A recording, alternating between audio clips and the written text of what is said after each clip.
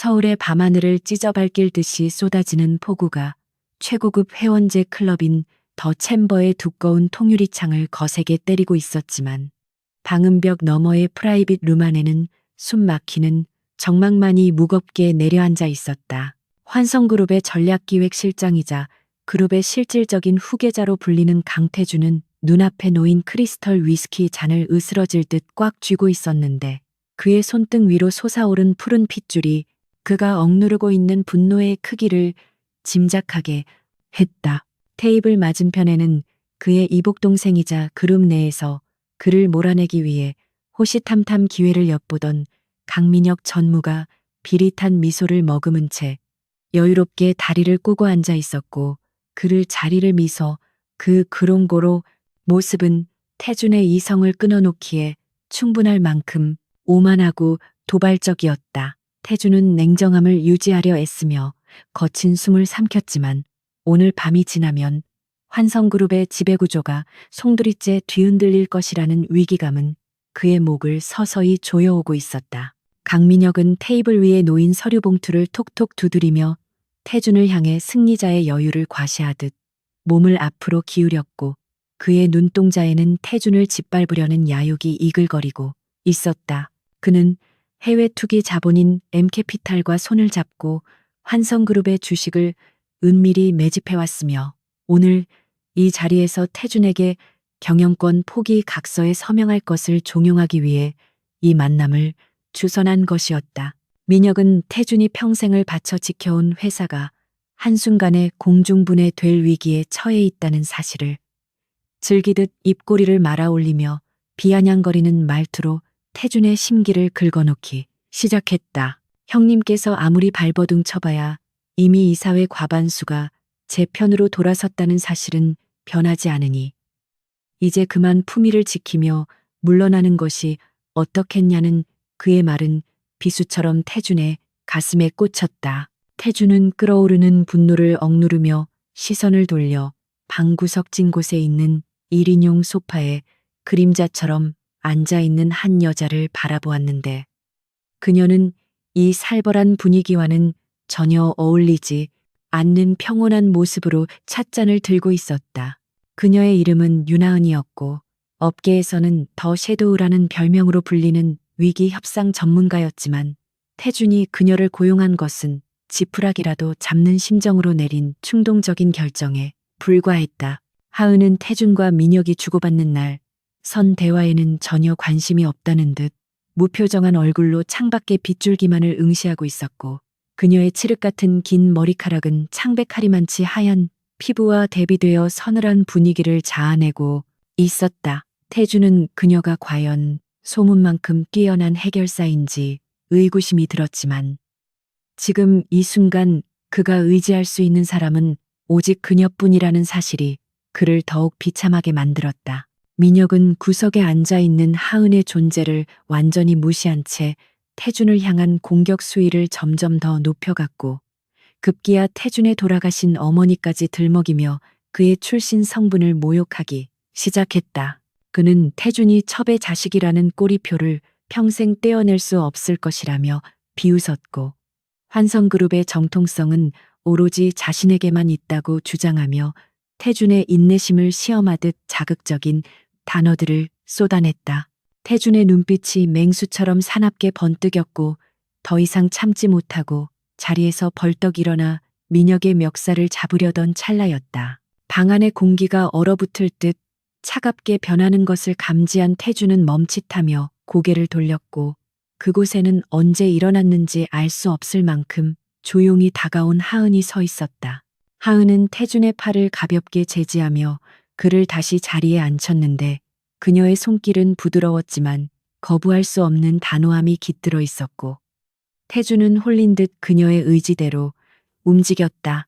하은은 천천히 고개를 돌려 민혁을 정면으로 응시했는데 그 순간 그녀의 눈빛에서 감정이 완전히 배제된 무기질적인 빛이 뿜어져 나왔다.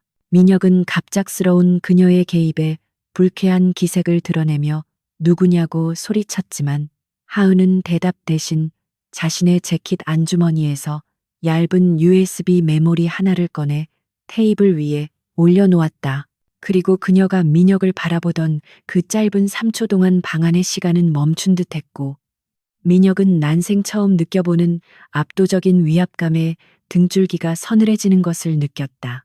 그 3초는 단순한 침묵이 아니라 상대방의 영혼을 꿰뚫어보고 약점을 간파하여 제압하는 사형 선고와도 같은 시간이었고, 하은의 눈동자는 마치 심연처럼 깊고 어두워 민혁의 모든 비밀을 빨아들이는 듯했다. 하은은 감정 없는 목소리로 민혁에게 USB에 담긴 내용이 무엇인지 설명하기 시작했는데, 그것은 민혁이 M캐피탈과 이면 계약을 맺으며 회사 자금을 빼돌려 비자금을 조성한 증거들이었다. 그녀는 민혁이 스위스 비밀 계좌로 송금한 날짜와 금액, 그리고 자금 세탁에 관여한 페이퍼 컴퍼니의 명단까지 정확하게 읊어대며 민혁의 숨통을 조여갔다. 민혁의 얼굴은 순식간에 사색이 되었고, 방금 전까지의 오만함은 온데간데 없이 사라진 채 공포에 질린 눈으로 하은과 테이블 위에 USB를 번갈아 쳐다보았다. 민혁은 떨리는 손으로 USB를 낚아채려 했지만, 하은은 재빠르게 손을 뻗어 그의 손목을 제압했고, 그녀의 가느다란 손가락에서 뿜어져 나오는 악력은 건장한 성인 남성인 민혁조차 꼼짝 못할 정도로 강력했다. 하은은 낮고 차분한 목소리로 지금 당장 태준에게 사과하고 경영권 간섭을 중단하지 않으면 이 자료가 내일 아침 전 언론사와 검찰에 동시에 배포될 것이라고 경고했다. 그녀의 말투에는 한치의 망설임이나 과장도 없었고, 오직 명백한 사실만을 전달하는 기계적인 냉철함만이 존재했기에 민혁은 그녀의 말이 빈말이 아님을 본능적으로 깨달았다. 민혁은 이를 갈며 태준을 노려보았지만 결국 자신의 파멸을 막기 위해 굴욕을 삼키며 뒷걸음질 칠 수밖에 없었다. 민혁이 도망치듯 방을 빠져나간 후 팽팽하게 당겨져 있던 긴장의 끈이 끊어지며 태준은 소파 깊숙이 몸을 파묻었고, 격렬했던 폭풍우가 지나간 자리에는 묘한 정적이 흘렀다. 태준은 믿기지 않는다는 표정으로 하은을 바라보았는데, 방금 전 민혁을 제압하던 서늘한 기운은 온데간데 없고, 그녀는 다시 처음처럼 무표정한 얼굴로 돌아와 식어버린 차를 마시고 있었다. 태준은 그녀가 어떻게 그토록 결정적인 증거를 확보했는지, 그리고 왜 그것을 진작 꺼내지 않고 자신이 벼랑 끝까지 몰릴 때까지 기다렸는지 궁금해졌다. 그는 하은에게 다가가 그녀의 정체가 무엇인지 물었지만, 하은은 시선을 마주하지 않은 채 그저 의뢰받은 일을 처리했을 뿐이라고 짧게 대답하며 자리에서 일어날 채비를 했다. 태준은 그녀의 태도에 묘한 오기가 발동함과 동시에 가슴 깊은 곳에서 알 수 없는 소유욕이 꿈틀거리는 것을 느꼈는데, 그것은 단순히 유능한 인재를 곁에 두고 싶다는 욕심을 넘어선 본능적인 갈망이었다. 그는 자리에서 일어나려는 하은의 앞을 막아서며 그녀의 눈을 똑바로 쳐다보았고, 그녀의 흔들림 없는 눈동자 속에 비친 자신의 모습을 발견했다. 태준은 그녀에게 아직 계약은 끝나지 않았다고 말하며 민혁이 물러간 것은 일시적인 후퇴일 뿐 근본적인 문제가 해결된 것은 아니라고 강조했다. 그는 하은에게 환성그룹이 처한 위기를 완전히 해결할 때까지 자신의 곁에 있어 달라고 제안했고, 이것은 단순한 고용관계를 넘어 자신의 운명을 그녀에게 맡기겠다는 선언이나 다름없었다. 하은은 잠시 태준을 응시하다가 처음으로 미세하게 표정의 변화를 보였는데, 그것은 아주 찰나였지만 태준의 예리한 눈을 피할 수는 없었다. 그녀는 태준의 제안을 받아들이는 조건으로 정권을 위임해달라는 파격적인 요구를 했고, 이는 그룹 내에서 태준과 동등한 권한을 행사하겠다는 의미였다. 일반적인 오너라면 결코 받아들일 수 없는 조건이었지만, 태준은 망설임 없이 고개를 끄덕이며 그녀의 제안을 수락했다. 태준은 그녀가 가진 능력뿐만 아니라 그녀라는 사람 자체에 대해 더 깊이 알고 싶다는 강렬한 호기심에 사로잡혔고, 그녀가 감추고 있는 포커페이스 뒤의 진짜 얼굴을 반드시 확인하고야 말겠다는 결심을 굳혔다. 태준은 하은에게 손을 내밀며 악수를 청했고, 하은은 잠시 그의 손을 바라보다가 천천히 자신의 손을 내밀어 그의 손을 잡았다. 두 사람의 손이 맞닿은 순간 차가운 하은의 손 온도와 뜨거운 태준의 체온이 섞이며 기묘한 전율이 흘렀고 그것은 앞으로 두 사람 앞에 펼쳐질 험난하고도 격정적인 운명의 서막을 알리는 신호탄과도 같았다. 태주는 그녀의 손을 놓지 않은 채 강렬한 눈빛으로 그녀를 응시하며 당신을 절대로 놓아주지 않겠다고 속삭였지만 그것이 비즈니스 파트너로서의 다짐인지 아니면 남자로서의 고백인지 스스로도 확신할 수 없었다. 하은은 태준의 손아귀 힘이 점점 강해지는 것을 느꼈지만 빼내려 하지 않고 그저 담담하게 그의 눈을 바라볼 뿐이었다. 그날 밤 태준은 집으로 돌아가는 차 안에서도 하은의 잔상을 지울 수 없었는데 특히 민혁을 제압하던 그 3초간의 눈빛이 뇌리에 깊이 박혀 떠나지 않았다. 그는 비서실장에게 전화를 걸어 윤하은에 대한 모든 정보를 조사하라고 지시했고 그녀가 과거에 어떤 삶을 살았으며 어떻게 그런 능력을 갖게 되었는지 하나도 빠짐없이 알아내라고 명령했다. 태주는 창밖으로 스쳐 지나가는 서울의 야경을 바라보며 자신이 판도라의 상자를 연 것은 아닌지 자문했지만 이미 주사위는 던져졌고 되돌릴 수 없다는 것을 잘 알고 있었다. 그는 환성그룹이라는 거대한 제국을 지키기 위해 그리고 자신의 야망을 실현하기 위해 하은이라는 위험하고도 매혹적인 칼날을 기꺼이 손에 쥐기로 결심했다. 다음 날 아침 환성그룹 본사에는 묘한 긴장감이 감돌고 있었는데 태준이 긴급 임원 회의를 소집했기 때문이었고 모든 임원들은 태준이 전날 밤 민혁과의 담판에서 어떤 결과를 가져왔는지 촉각을 곤두세우고 있었다. 회의실 문이 열리고 태준이 들어서자 좌중은 숨을 죽였는데 태준의 뒤를 이어 들어온 낯선 여자의 등장에 술렁이기 시작했다. 하은은 검은색 정장을 단정하게 차려입고 태준의 옆자리에 앉았는데 그녀의 표정은 어젯밤과 마찬가지로 읽을 수 없는 무표정이었다. 태준은 마이크를 잡고 하은을 자신의 특별 고문이자 구조조정 본부장으로 임명한다고 발표했고 회의실은 순식간에 충격과 반발의 도가니로 변했다. 임원들은 검증되지 않은 외부인에게 그런 막중한 권한을 줄 수 없다며 거세게 항의했지만 태주는 차가운 눈빛으로 그들을 제압하며 자신의 결정은 번복되지 않을 것이라고 못 박았다. 하은은 자신을 향해 쏟아지는 적대적인 시선들을 전혀 개의치 않는 듯 자리에서 일어나 단상으로 걸어나갔고 그녀의 발걸음 소리 하나하나가 회의실의 소음을 잠재우는 듯 했다. 그녀는 준비해 온 자료를 스크린에 띄우며 현재 환성그룹이 처한 재무적 위기 상황과 내부의 부패 고리들을 적나라하게 지적하기 시작했다. 그녀의 분석은 너무나 예리하고 정확해서 반대하던 임원들조차 반박할 말을 잃고 꿀먹은 벙어리가 될 수밖에 없었다. 하은의 브리핑이 끝난 후 회의실에는 무거운 침묵만이 흘렀고 태주는 만족스러운 미소를 지으며 하은을 바라보았다.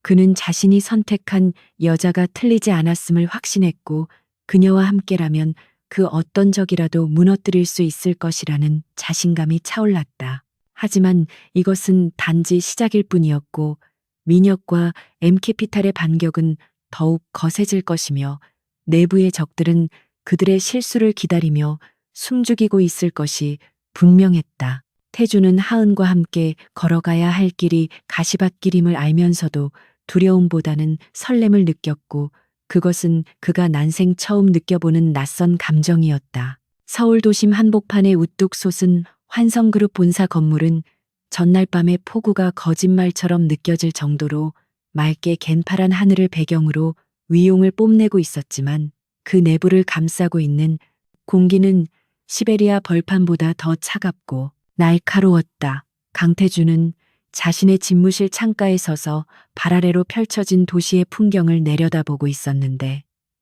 그의 머릿속은 온통 잠시 후 벌어질 이 사회와 그 중심에 서게 될 윤하은에 대한 생각으로 가득 차 있었다.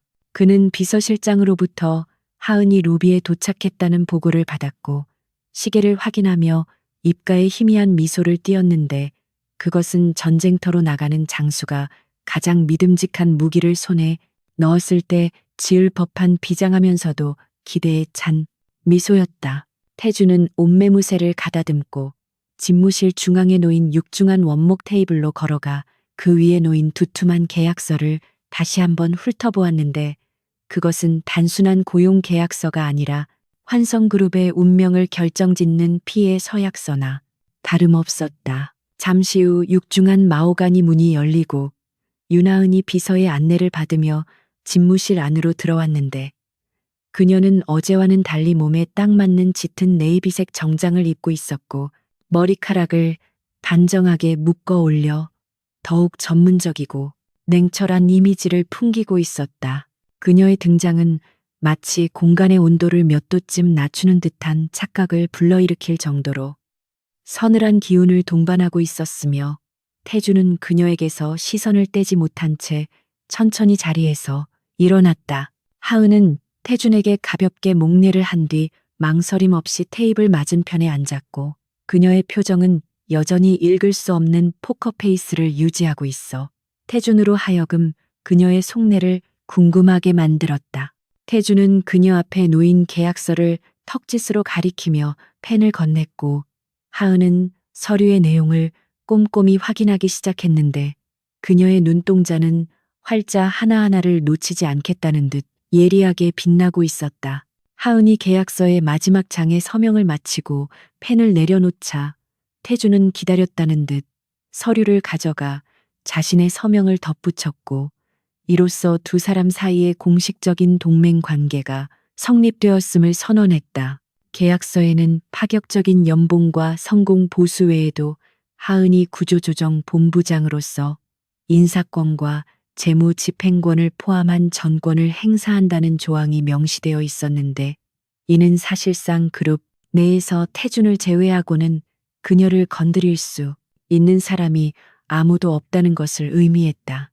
태준은 하은에게 이제 당신은 환성그룹의 2인자이며 당신의 결정이 곧 나의 결정이 될 것이라고 말하며 무한한 신뢰를 보였지만 하은은 그저 담담하게 고개를 끄덕일 뿐 감격해하거나 기뻐하는 기색은 전혀 찾아볼 수 없었다.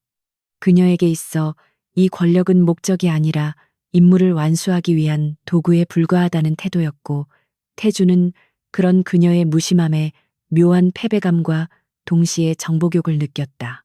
두 사람은 곧바로 대회의실에서 열리는 긴급 임원 회의에 참석하기 위해 집무실을 나섰는데 복도를 걸어가는 동안 직원들의 호기심 어린 시선과 수군거림이 그들의 뒤를 따라다녔다.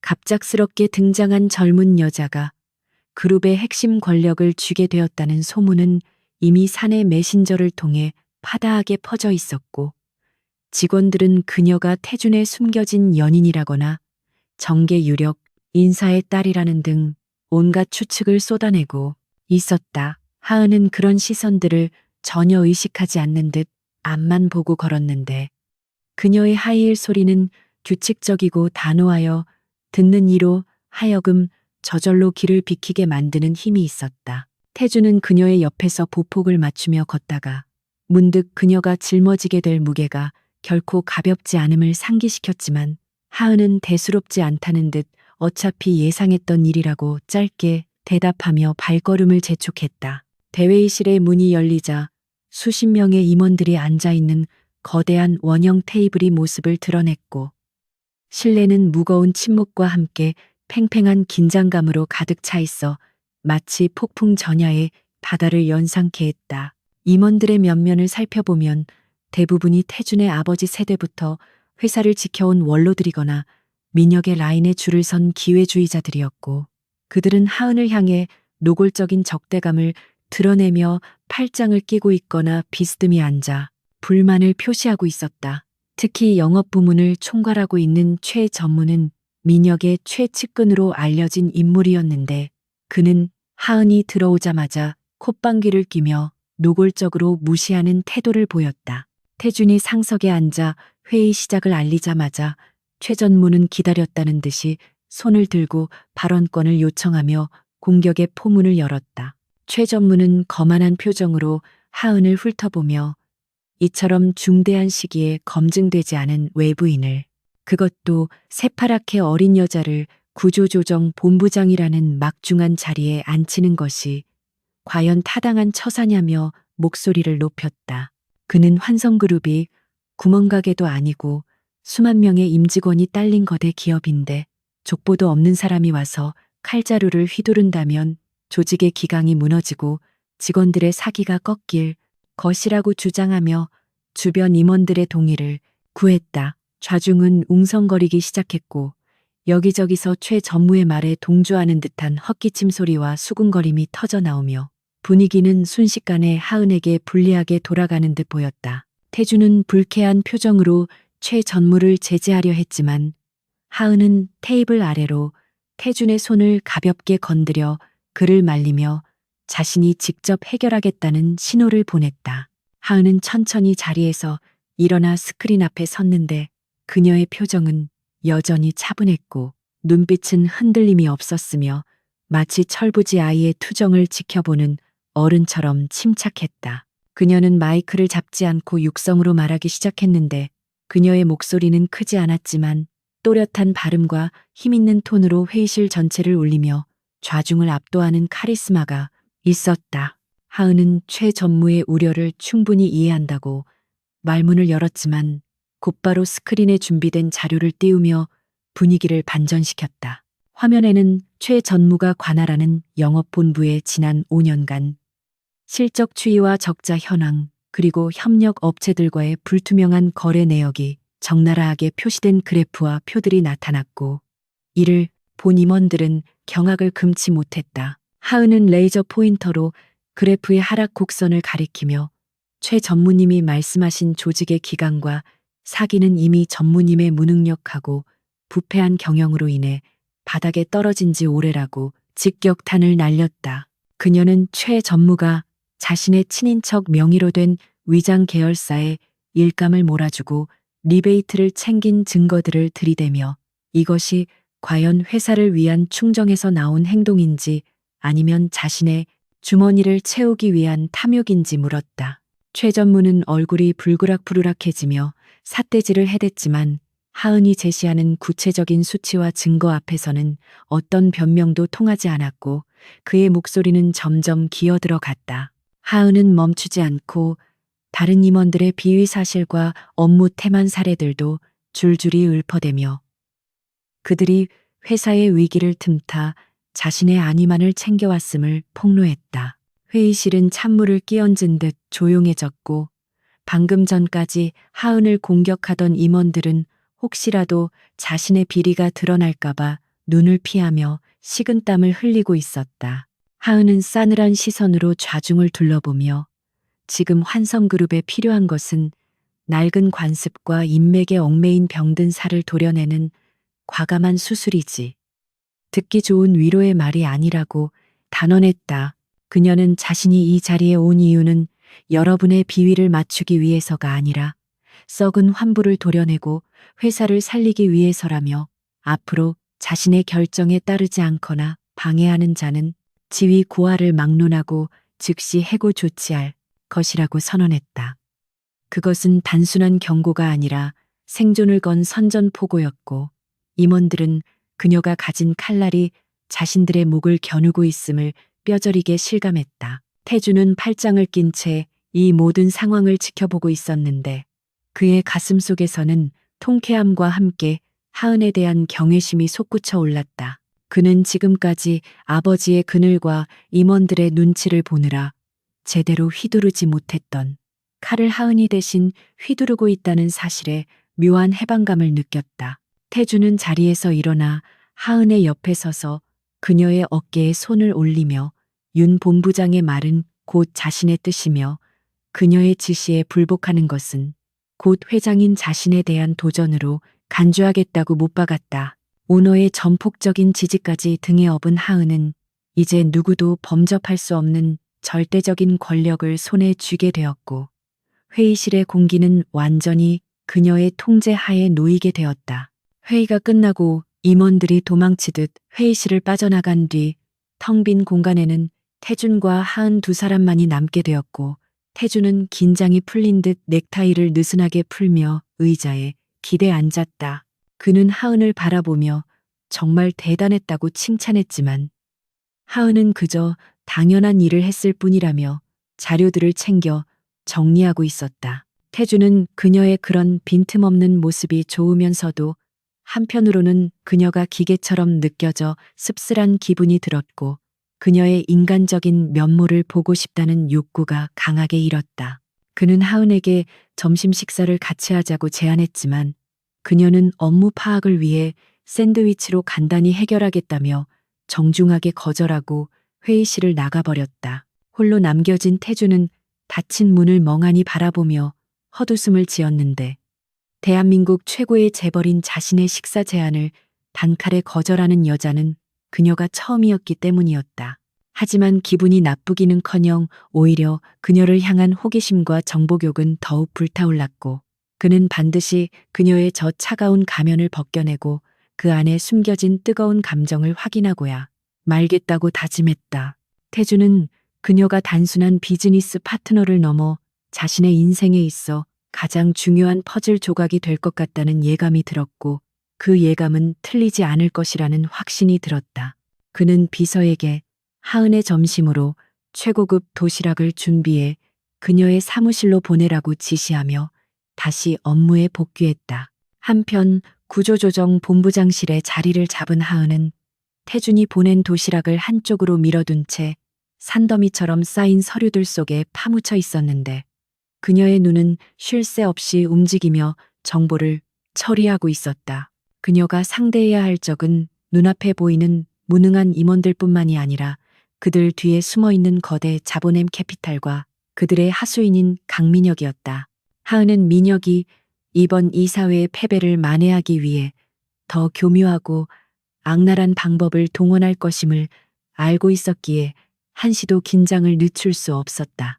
그녀는 과거의 상처를 통해 힘이 없는 정의는 무능력하다는 것을 뼈저리게 배웠기에 수단과 방법을 가리지 않고 반드시 승리해야만 한다는 강박관념에 사로잡혀 있었다. 밤이 깊어 회사의 정적이 흐를 무렵 하은은 잠시 피로를 느끼고 안경을 벗어 눈을 비비며 창밖의 야경을 바라보았는데 유리창에 비친 자신의 얼굴이 낯설게 느껴졌다. 그녀는 거울 속에 자신에게 너는 감정이 없는 도구여야 한다고 최면을 걸듯 되뇌었지만 마음 한구석에서는 태준의 뜨거운 눈빛이 자꾸만 떠올라 그녀를 혼란스럽게 만들었다.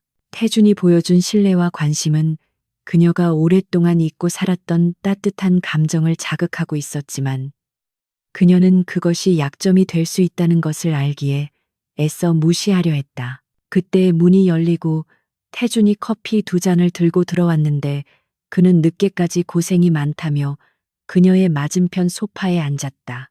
태준은 일 이야기 대신 그녀의 개인적인 취향이나 취미에 대해 물으며 사적인 대화를 시도했지만 하은은 짤막하게 대답하며 다시 화제를 업무로 돌리려 애썼다. 하지만 태준은 물러서지 않고 그녀의 눈을 깊이 응시하며 당신이 왜 이렇게까지 자신을 몰아붙이는지 알고 싶다고 말했고 그의 진지한 태도에 하은은 잠시 말문이 막혔다.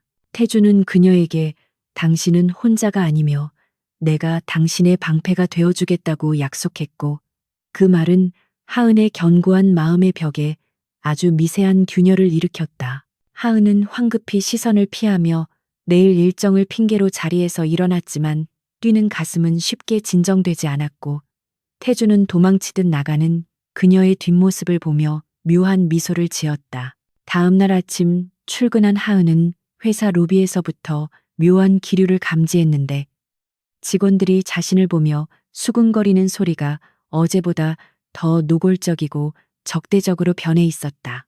그녀는 자신의 책상 위에 놓인 익명의 편지 한 통을 발견했는데 그 안에는 붉은 글씨로 마녀는 당장 떠나라는 섬뜩한 경고 문구가 적혀 있었고 책상 주변은 누군가 일부러 어지러인 흔적이 역력했다.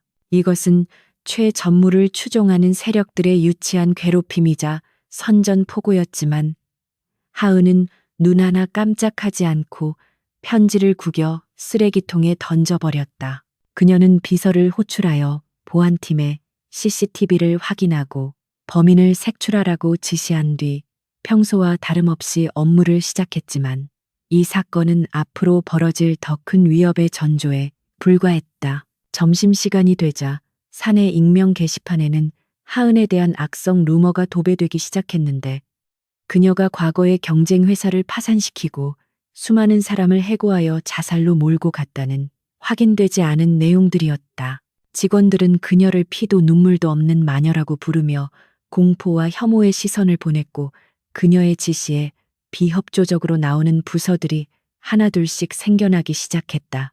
태주는 이 사실을 보고 받고 격노하여 유포자를 찾아내 엄벌에 처하라고 지시했지만 이미 퍼져버린 소문을 막기에는 역부족이었고 회사의 분위기는 흉흉해져만 갔다. 하은은 태준에게 동요하지 말라고 조언하며 이것은 적들이 노리는 바이며 우리가 흔들리면 그들에게 틈을 주는 것이라고 냉정하게 상황을 분석했다.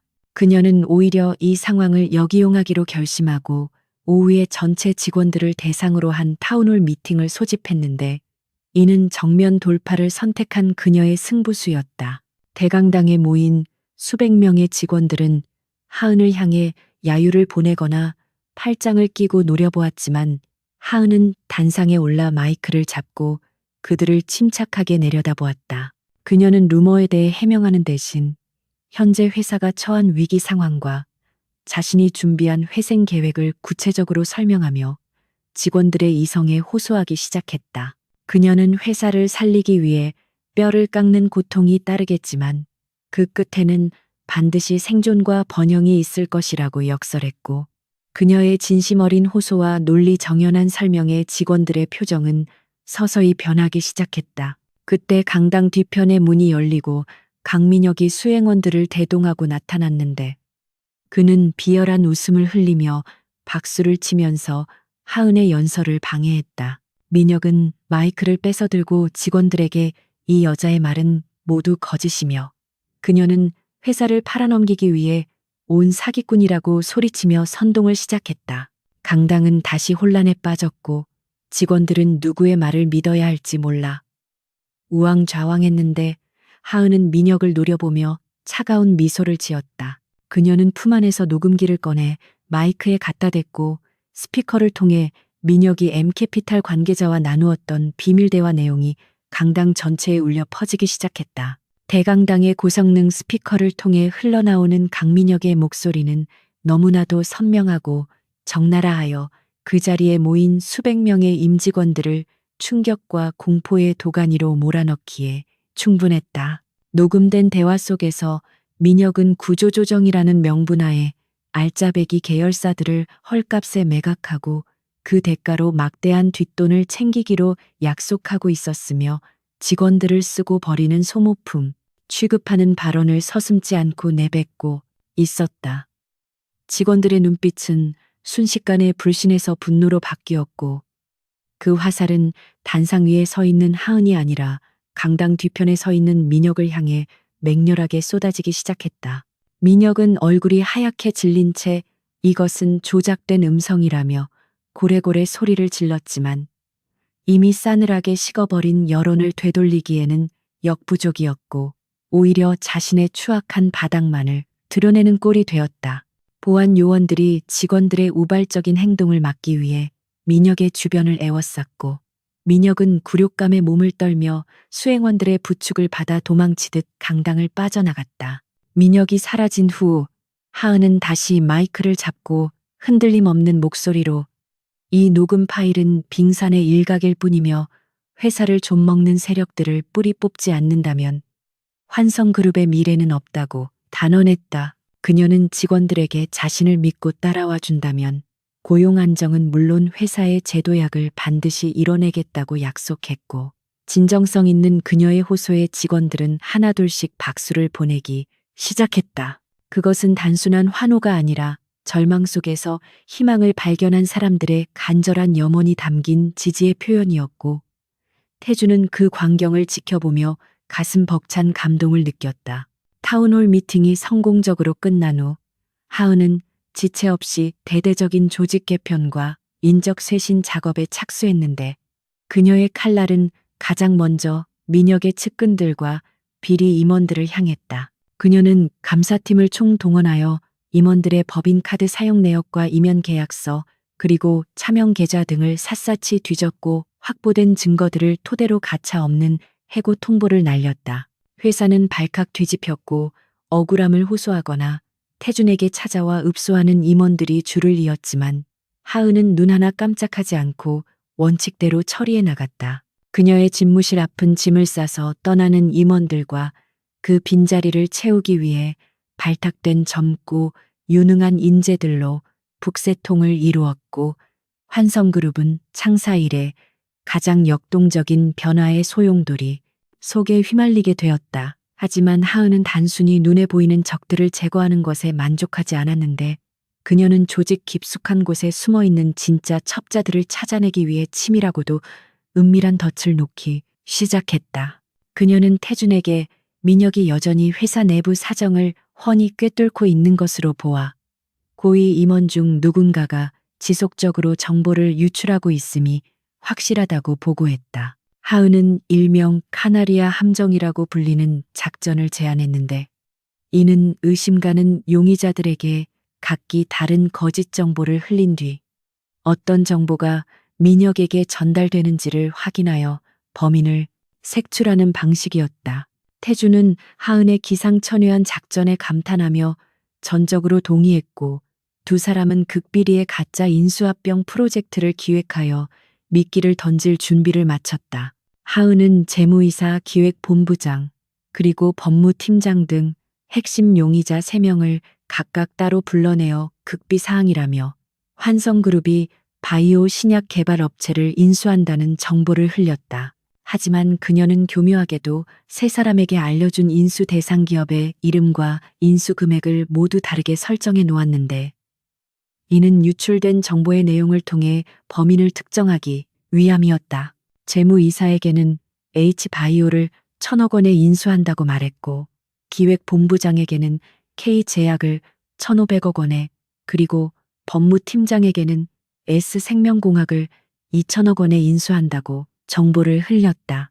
이제 남은 것은 민혁과 M캐피탈이 어떤 반응을 보이고 어떤 기업을 견제하기 위해 움직이는지 지켜보는 일뿐이었고 하은과 태준은 낚싯대를 들이운 강태공처럼 인내심을 가지고 기다렸다. 며칠 후 정보시장에서 심상치 않은 움직임이 포착되었는데 M캐피탈이 갑작스럽게 K제약의 주식을 대량으로 매입하며 적대적 인수합병을 시도한다는 소식이 들려왔다. 이는 환성그룹이 K제약을 인수하려 한다는 정보를 입수한 민혁이 이를 방해하고 자신들이 먼저 가로채기 위해 선수를 친 것이 분명했다. 하은은 보고를 받자마자 차가운 미소를 지으며 태준에게 범인은 기획본부장이라고 알렸고 태준의 얼굴은 배신감으로 일그러졌다. 기획본부장은 태준의 아버지 시절부터 회사를 위해 헌신해온 인물로 태준이 삼촌처럼 믿고 따랐던 사람이었기에 그 충격은 더욱 컸다. 태준은 즉시 기획본부장을 소환하여 추궁했고 처음에는 펄쩍 뛰며 부인하던 본부장은 하은이 들이미는 증거들과 M캐피탈의 움직임에 대한 정황 앞에서 결국 무릎을 꿇고 자백했다.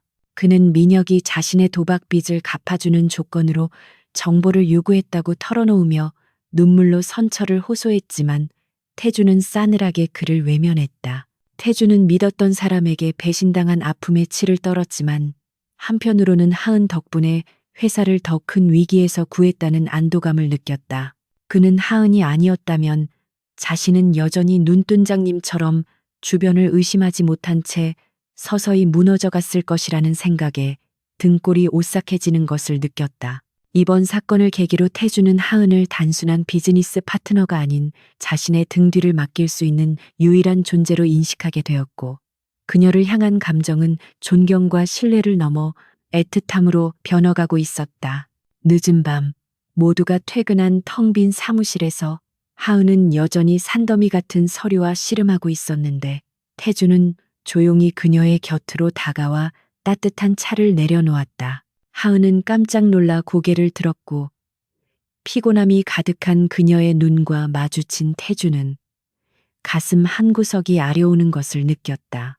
그는 하은에게 이제 그만 퇴근해서 쉬라고 권유했지만 하은은 아직 검토해야 할 서류가 남았다며 고집을 피웠다. 태주는 하은의 의자를 돌려 자신을 마주 보게 한 뒤 그녀의 눈을 지그시 바라보며 왜 이렇게까지 자신을 혹사시키는지 물었다. 그는 당신은 충분히 잘하고 있으며 이제는 자신에게 짐을 좀 나누어 주어도 된다고 말했지만 하은은 시선을 피하며 이것은 계약에 명시된 자신의 의무일 뿐이라고 선을 그었다. 하지만 태주는 물러서지 않고 그녀의 떨리는 손을 조심스럽게 감싸주며 자신에게 당신은 계약서상의 값을 관계 그 이상의 의미가 되어버렸다고 고백하듯 말했다. 하은은 태준의 손길에 감전된 듯 놀라 손을 빼내려 했지만 태준은 놓아주지 않고 더욱 단단히 그녀의 손을 잡았다. 순간 하은의 눈동자가 흔들리며 잠시나마 포커페이스가 무너지는 듯 했지만 그녀는 곧바로 냉정을 되찾고 자리에서 일어나 태준과의 거리를 벌렸다. 그녀는 태준에게 공과 사를 구분해 달라고 차갑게 말하며 지금 같은 행동은 업무에 방해가 될 뿐이라고 쏘아붙였지만 그녀의 목소리는 미세하게 떨리고 있었다. 태준은 그녀가 밀어내는 것이 진심이 아님을 본능적으로 느꼈고 그녀가 과거의 상처 때문에 스스로를 가두고 있다는 것을 직감했다. 그는 서두르지 않기로 다짐하며 한 발 물러섰지만 언젠가는 반드시 그녀의 마음의 문을 열고 그 안에 숨겨진 진심을 꺼내 보이겠다고 다짐했다. 한편 M캐피탈의 지사장실에서는 강민혁이 분노를 참지 못하고 집기를 때려 부수며 난동을 부리고 있었는데 그는 가짜 정보에 속아 막대한 자금을 낭비한 것에 대해 격분하고 있었다. M캐피탈 본사에서도 이번 실패에 대해 책임을 묻는 압박이 들어오고 있었고 민혁은 이대로 가다가는 자신의 입지가 완전히 사라질 수도 있다는 위기감에 사로잡혔다. 그는 윤하은이라는 여자가 존재하는 한 전공법으로는 승산이 없다는 것을 깨달았고 이제는 수단과 방법을 가리지 않고 그녀를 제거해야 한다는 결론에 도달했다. 민혁의 눈빛에는 광기가 서려 있었고 그는 어둠 속의 해결사에게 전화를 걸어 윤하은을 처리하라는 은밀하고도 위험한 지시를 내렸다. 다음 날 아침 하은은 출근길에 누군가 자신의 뒤를 밟고 있다는 불길한 느낌을 받았지만 대수롭지 않게 여기며 회사로 향했다. 그녀는 엘리베이터에 올라타며 거울 속에 비친 자신의 모습을 점검했는데 어젯밤 태준의 고백이 머릿속을 맴돌아 좀처럼 집중할 수가 없었다. 그녀는 고개를 세차게 흔들며 잡념을 떨쳐내려 노력했지만 태준의 따뜻한 손길과 진심 어린 눈빛은 지워지지 않는 낙인처럼 그녀의 가슴에 남아 있었다. 그녀는 스스로에게 감정에 휘둘려서는 안 된다고 수없이 되뇌었지만 이미 그녀의 마음속에는 태준이라는 존재가 깊이 뿌리내리기 시작하고 있었다. 사무실에 도착한 하은은 책상 위에 놓인 발신인 불명의 소포를 발견했는데 상자 안에는 목이 잘린 인형과 함께 피 묻은 편지가 들어 있었다. 편지에는 더 이상 나대지 말고 쥐 죽은 듯이 떠나지 않으면 다음번에는 인형이 아니라 너의 목이 될 것이라는 섬뜩한 협박이 적혀 있었지만 하은은 눈 하나 깜짝하지 않고 증거물로 보관하기 위해 사진을 찍었다.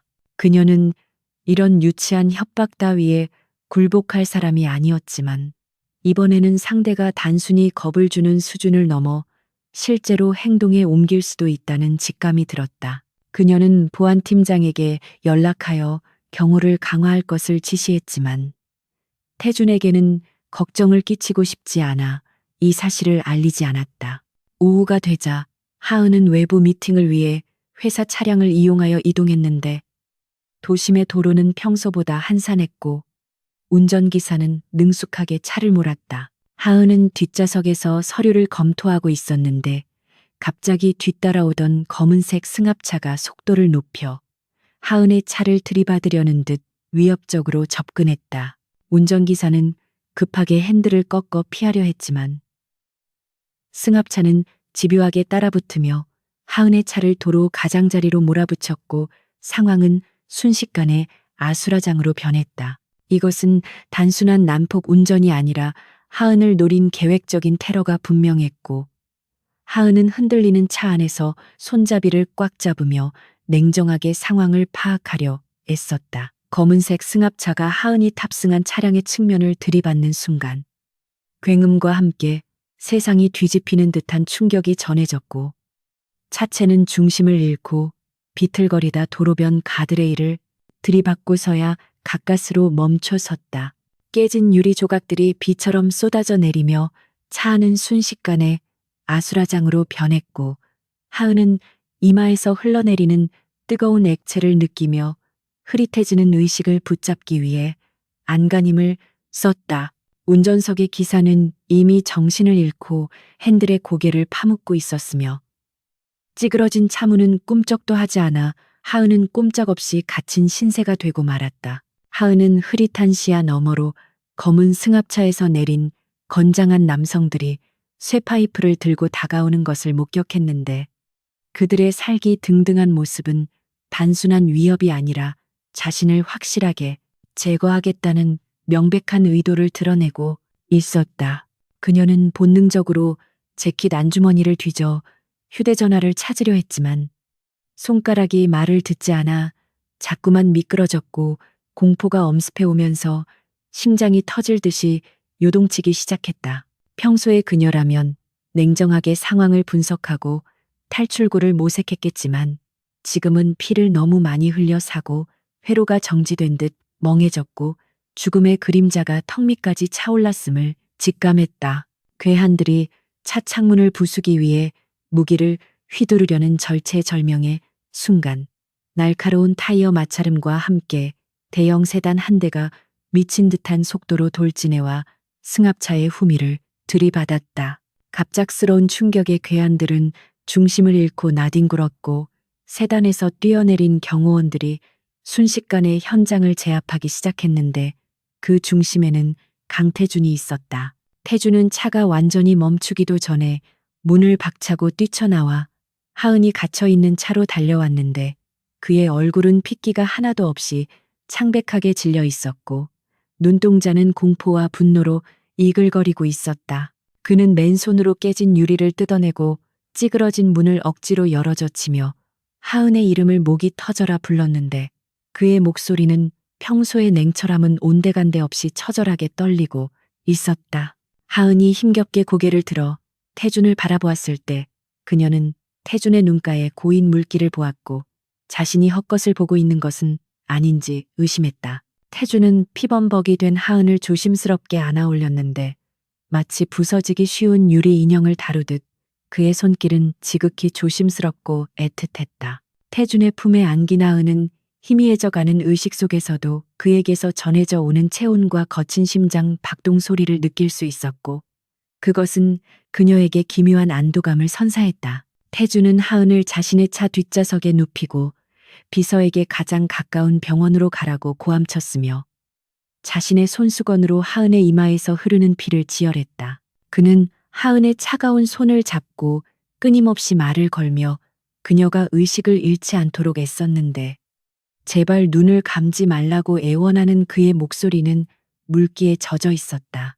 하은은 태준의 그런 모습을 보며 자신이 그에게 단순한 비즈니스 파트너 이상의 존재가 되었음을 어렴풋이 깨달았지만, 대답할 힘조차 없어 그저 그의 손을 마주 잡을 뿐이었다. 병원 응급실에 도착하자마자 의료진들이 달려와 하은을 처치실로 옮겼고, 태준은 수술실 문이 닫힐 때까지 그 앞을 지키며 안절부절 못하고 서성거렸다. 그는 벽을 주먹으로 내리치며 하은을 지키지 못했다는 자책감과 민혁 일당에 대한 끓어오르는 사리를 주체하지 못해 거친 숨을 몰아쉬었다. 잠시 후 비서실장이 달려와 사고 현장 수습 상황을 보고하며 가해 차량의 운전자를 붙잡아 경찰에 넘겼다고 말했지만, 태준에게는 그 어떤 말도 귀에 들어오지 않았다. 그는 비서실장의 멱살을 잡고 배우가 누구인지 당장 알아내서 내 앞에 무릎 꿇리라고 으르렁거렸고, 그의 눈빛은 굶주린 짐승처럼 사납게 번뜩였다. 다행히 하은의 부상은 생명에는 지장이 없는 타박상과 뇌진탕, 그리고 이마가 찢어진 정도였지만 절대 안정이 필요하다는 의사의 소견에 따라 VIP 병실로 옮겨졌다. 마취에서 깨어난 하은이 눈을 떴을 때 가장 먼저 보인 것은 침대 옆 간이의자에 앉아 쪽잠을 자고 있는 태준의 모습이었는데, 그의 흐트러진 머리카락과 구겨진 셔츠가 그가 얼마나 힘든 시간을 보냈는지를 말해주고 있었다. 하은은 인기척을 내지 않으려 조심스럽게 몸을 일으켰지만 태준은 작은 움직임에도 민감하게 반응하며 번쩍 눈을 떴고 곧바로 하은의 상태를 살폈다. 그는 괜찮냐고 물으며 물을 건넸고, 하은은 목이 타들어가는 듯한 갈증을 느끼며 물을 받아 마셨지만 손이 미세하게 떨리는 것을 숨길 수 없었다. 태준은 하은의 떨리는 손을 잡아주며 왜 협박을 받고 있다는 사실을 자신에게 숨겼냐고 나지막이 물었는데, 그의 목소리에는 원망보다는 걱정과 안타까움이 짙게 배어 있었다. 하은은 태준의 눈을 피하며 사적인 감정이 업무에 개입되는 것을 원치 않았고 스스로 해결할 수 있을 것이라 판단했다고 건조하게 대답하려 했지만 목소리가 갈라져 나왔다. 태준은 하은의 말이 끝나기도 전에 그녀를 와라 끌어안았는데 그의 갑작스러운 행동에 하은은 굳어버렸고 태준의 뜨거운 숨결이 목덜미에 닿자 전신의 전율이 일었다. 태준은 그녀의 귓가에 대고 당신이 잘못되었다면 자신은 미쳐버렸을 것이라고 속삭이며 다시는 혼자 위험을 감당하려 하지 말라고 경고하듯 말했다. 하은은 태준의 품 안에서 벗어나려 했지만 태준은 더욱 강하게 그녀를 안았고 결국 하은은 저항을 멈추고 그의 어깨에 얼굴을 묻은 채 가만히 있었다. 그녀는 그동안 억눌러 왔던 공포와 외로움이 한꺼번에 밀려오는 것을 느꼈고 강철 같던 포커페이스가 무너지며 눈시울이 붉어졌다. 그녀는 자신이 생각보다 훨씬 더 태준에게 의지하고 있었음을 인정할 수밖에 없었고 지금 이 순간만큼은 냉철한 협상가가 아닌 보호받고 싶은 한 명의 여자이고 싶다는 생각이 들었다. 태준은 하은의 등이 가늘게 떨리는 것을 느끼고 그녀의 등을 부드럽게 쓸어내리며 아무 말 없이 그녀가 진정될 때까지 기다려 주었다. 한참의 시간이 흐른 뒤 하은이 진정된 기색을 보이자 태준은 그녀를 놓아주며 침대 옆에 앉아 사과를 깎기 시작했는데 어색한 침묵을 깨기 위한 그만의 서투른 배려였다.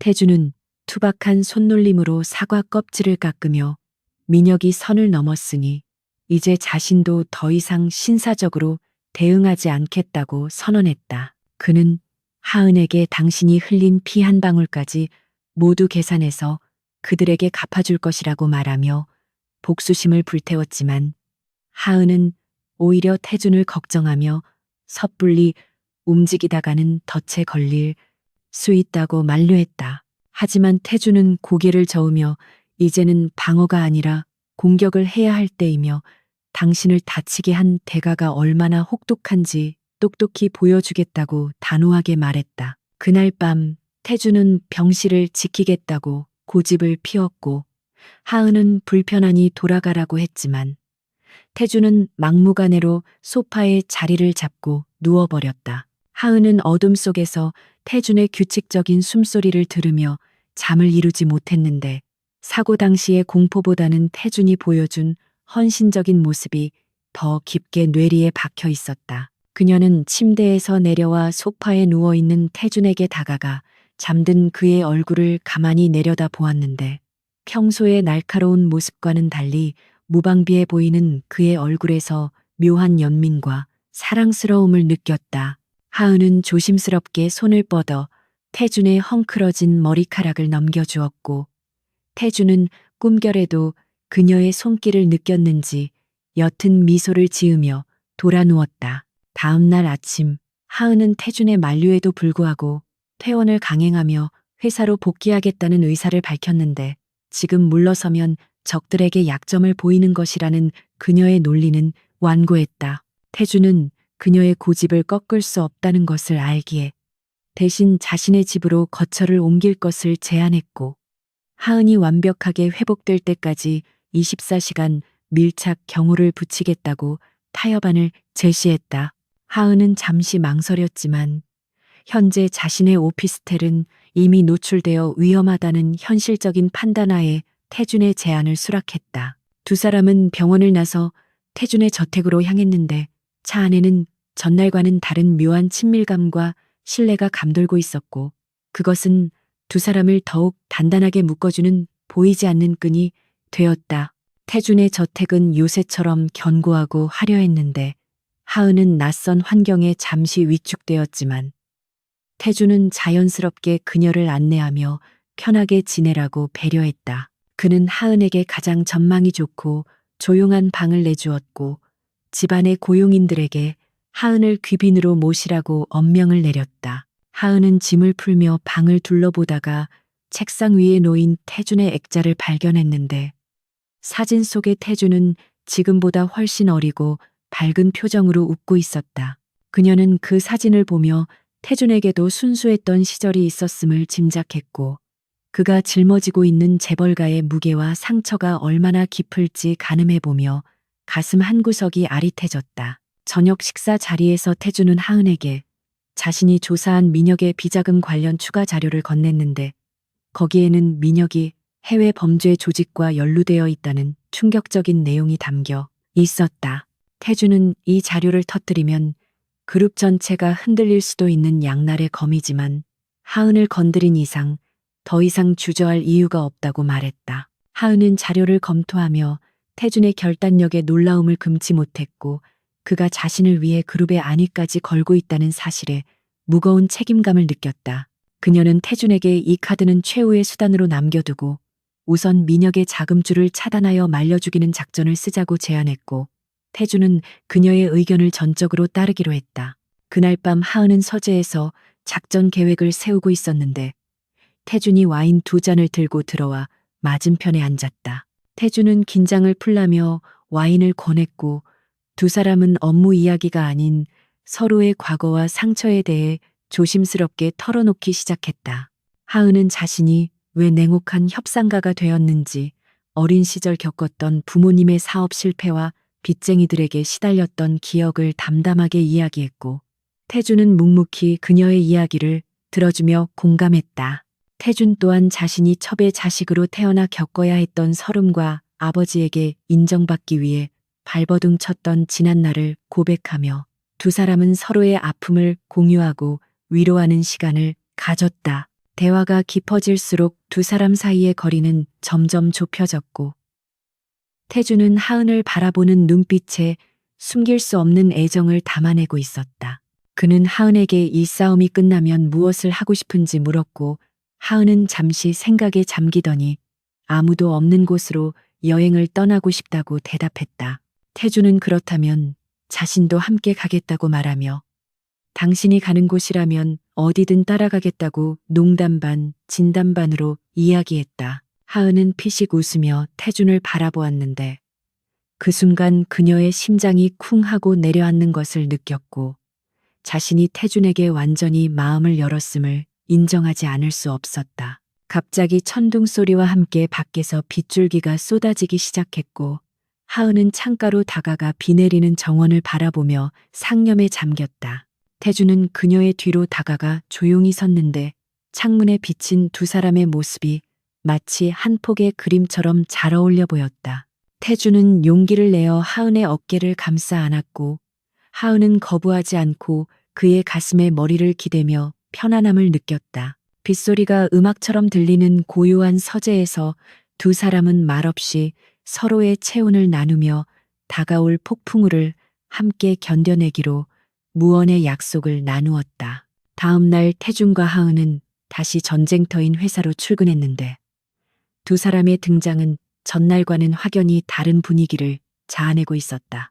하은의 이마에는 밴드가 붙어 있었지만 그녀의 눈빛은 더욱 강렬하고 단단해져 있었고 태준은 그녀의 곁을 그림자처럼 지키며 누구도 범접할 수 없는 아우라를 뿜어내고 있었다. 직원들은 두 사람 사이에서 흐르는 심상치 않은 기류를 감지하고 수군거렸지만 그 누구도 감히 그들의 앞길을 막지 못했다. 태준은 집무실에 도착하자마자 보안 팀장을 불러 민혁의 수족들을 하나씩 제거하라는 지시를 내렸고 하은은 민혁의 자금줄을 옥죄기 위한 금융 네트워크를 가동하기 시작했다.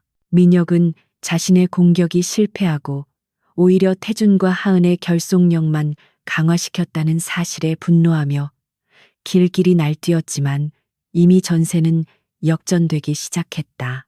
M캐피탈 측에서도 민혁의 무능력함을 질타하며 지원을 끊겠다는 최후 통첩을 보내왔고 민혁은 사면 초가에 몰리게 되었다. 그는 마지막 발악으로 태준을 검찰에 고발하려는 계획을 세웠는데 이는 그룹 전체를 공멸로 몰고 갈 수도 있는 위험한 도박이었다. 하지만 태준과 하은은 이미 그의 수를 읽고 있었고 그가 함정을 파기를 기다리며 더 크고 치명적인 덫을 준비하고 있었다.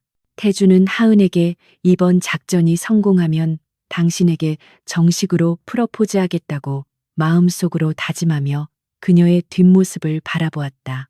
그는 이제 그녀 없이는 단 하루도 살 수 없을 것 같다는 확신이 들었고 그녀를 평생 자신의 곁에 두고 지키기로 결심했다. 하은 역시 태준을 위해 자신의 모든 능력을 쏟아부을 각오가 되어 있었고 두 사람의 사랑과 야망이 얽힌 거대한 복수극은 이제 클라이맥스를 향해 치닫고 있었다. 폭풍전야라는 말처럼 서울의 하늘은 아침부터 잿빛 먹구름으로 뒤덮여 있었고 금방이라도 폭우를 쏟아낼 듯 무겁게 내려앉아 환성그룹 본사 건물을 위압적으로 감싸고 있었다. 태준은 집무실 창가에 서서 불안한 기색이 역력한 표정으로 꽉 막힌 도심의 도로를 내려다보고 있었는데 그의 등 뒤에서는 하은이 침착하게 태블릿 PC를 조작하며 실시간으로 변동하는 주가 그래프와 여론 동향을 체크하고 있었다. 민혁과 M캐피탈이 최후의 일격을 준비하고 있다는 첩보가 입수된 이후 두 사람은 며칠째 제대로 된 잠을 자지 못한 채 회사에서 밤을 지새우며 적들의 움직임을 예의주시하고 있었지만 불안감은 쉽게 가라앉지 않았다. 태준은 하은에게 다가가 그녀의 어깨를 감싸며 잠시라도 눈을 붙이라고 권유했지만 하은은 고개를 저으며 지금이 가장 중요한 시기라고 말했고 그녀의 눈빛은 피로감 속에서도 형형하게 빛나고 있었다. 정오가 조금 지났을 무렵 우려했던 사태가 현실이 되어 닥쳐왔는데 요란한 사이렌 소리와 함께 서울중앙지검 특수부 수사관들이 들이닥쳐 환성그룹 로비를 점거하기 시작했다. 그들은 압수수색 영장을 제시하며 회계팀과 전략기획실로 들이닥쳤고 직원들은 갑작스러운 상황에 비명을 지르며 혼비백산하여 사무실은 순식간에 아수라장으로 변했다. 뉴스에서는 환성그룹 강태준 회장이 수천억 원대의 분식 회계와 횡령 혐의로 검찰 수사를 받게 되었다는 속보가 긴급 타전되었고 화면에는 검찰청으로 연행되는 임원들의 모습과 압수된 파란색 상자들이 자극적으로 송출되고 있었다. 이것은 민혁이 자신의 비리를 태준에게 뒤집어 씌우기 위해 치밀하게 조작한 덫이었고 여론은 순식간에 태준을 부도덕한 경영자로 낙인 찍으며 맹비난을 쏟아내기 시작했다. 태준의 집무실 문이 거칠게 열리고 수사관들이 들이닥쳤는데 그들의 뒤로 의기양양한 표정의 강민혁이 모습을 드러내며 비열한 웃음을 흘리고 있었다. 민혁은 태준을 향해 형님의 시대는 이제 끝났다고 비아냥거리며 회장직에서 물러나 감옥에서 여생을 보내게 될 것이라고 저주를 퍼부었다. 태준은 끓어오르는 분노를 참지 못하고 민혁에게 달려들려 했지만 수사관들이 그의 앞을 막아섰고 태준은 억울함과 분함에 치를 떨며 주먹을 꽉 쥐었다. 민혁은 하은을 바라보며 당신도 공범으로 엮어 넣을 수 있지만 지금이라도 내 편에 선다면 선처해 주겠다고 회유하려 들었지만 하은은 그를 벌레 보듯 차가운 눈빛으로 응시할 뿐 대꾸조차 하지 않았다. 하은은 수사관 책임자에게 다가가 정중하지만 단호한 태도로 변호사 입회하에 조사를 받겠다고 말하며 태준의 앞을 막아섰는데 그녀의 당당한 기세에 수사관들도 잠시 주춤하는 모습을 보였다. 그녀는 태준에게 시선을 돌려 흔들리지 않는 눈빛으로 고개를 끄덕였는데 그것은 모든 것이 계획대로 진행되고 있으니 자신을 믿고 따라달라는 무언의 신호였다. 태주는 하은의 눈빛을 읽고 거칠게 몰아쉬던 숨을 고르며 냉정을 되찾으려 애썼고, 비로소 이 상황 자체가 하은이 예견했던 시나리오의 일부임을 깨닫게 되었다. 그는 수사관들에게 순순히 동행하겠다고 말하며 옷매무새를 가다듬었고, 당황한 기색 없이 당당하게 걸어나가는 그의 뒷모습은 오히려 죄를 지은 사람 같지 않은 위엄을 풍기고 있었다.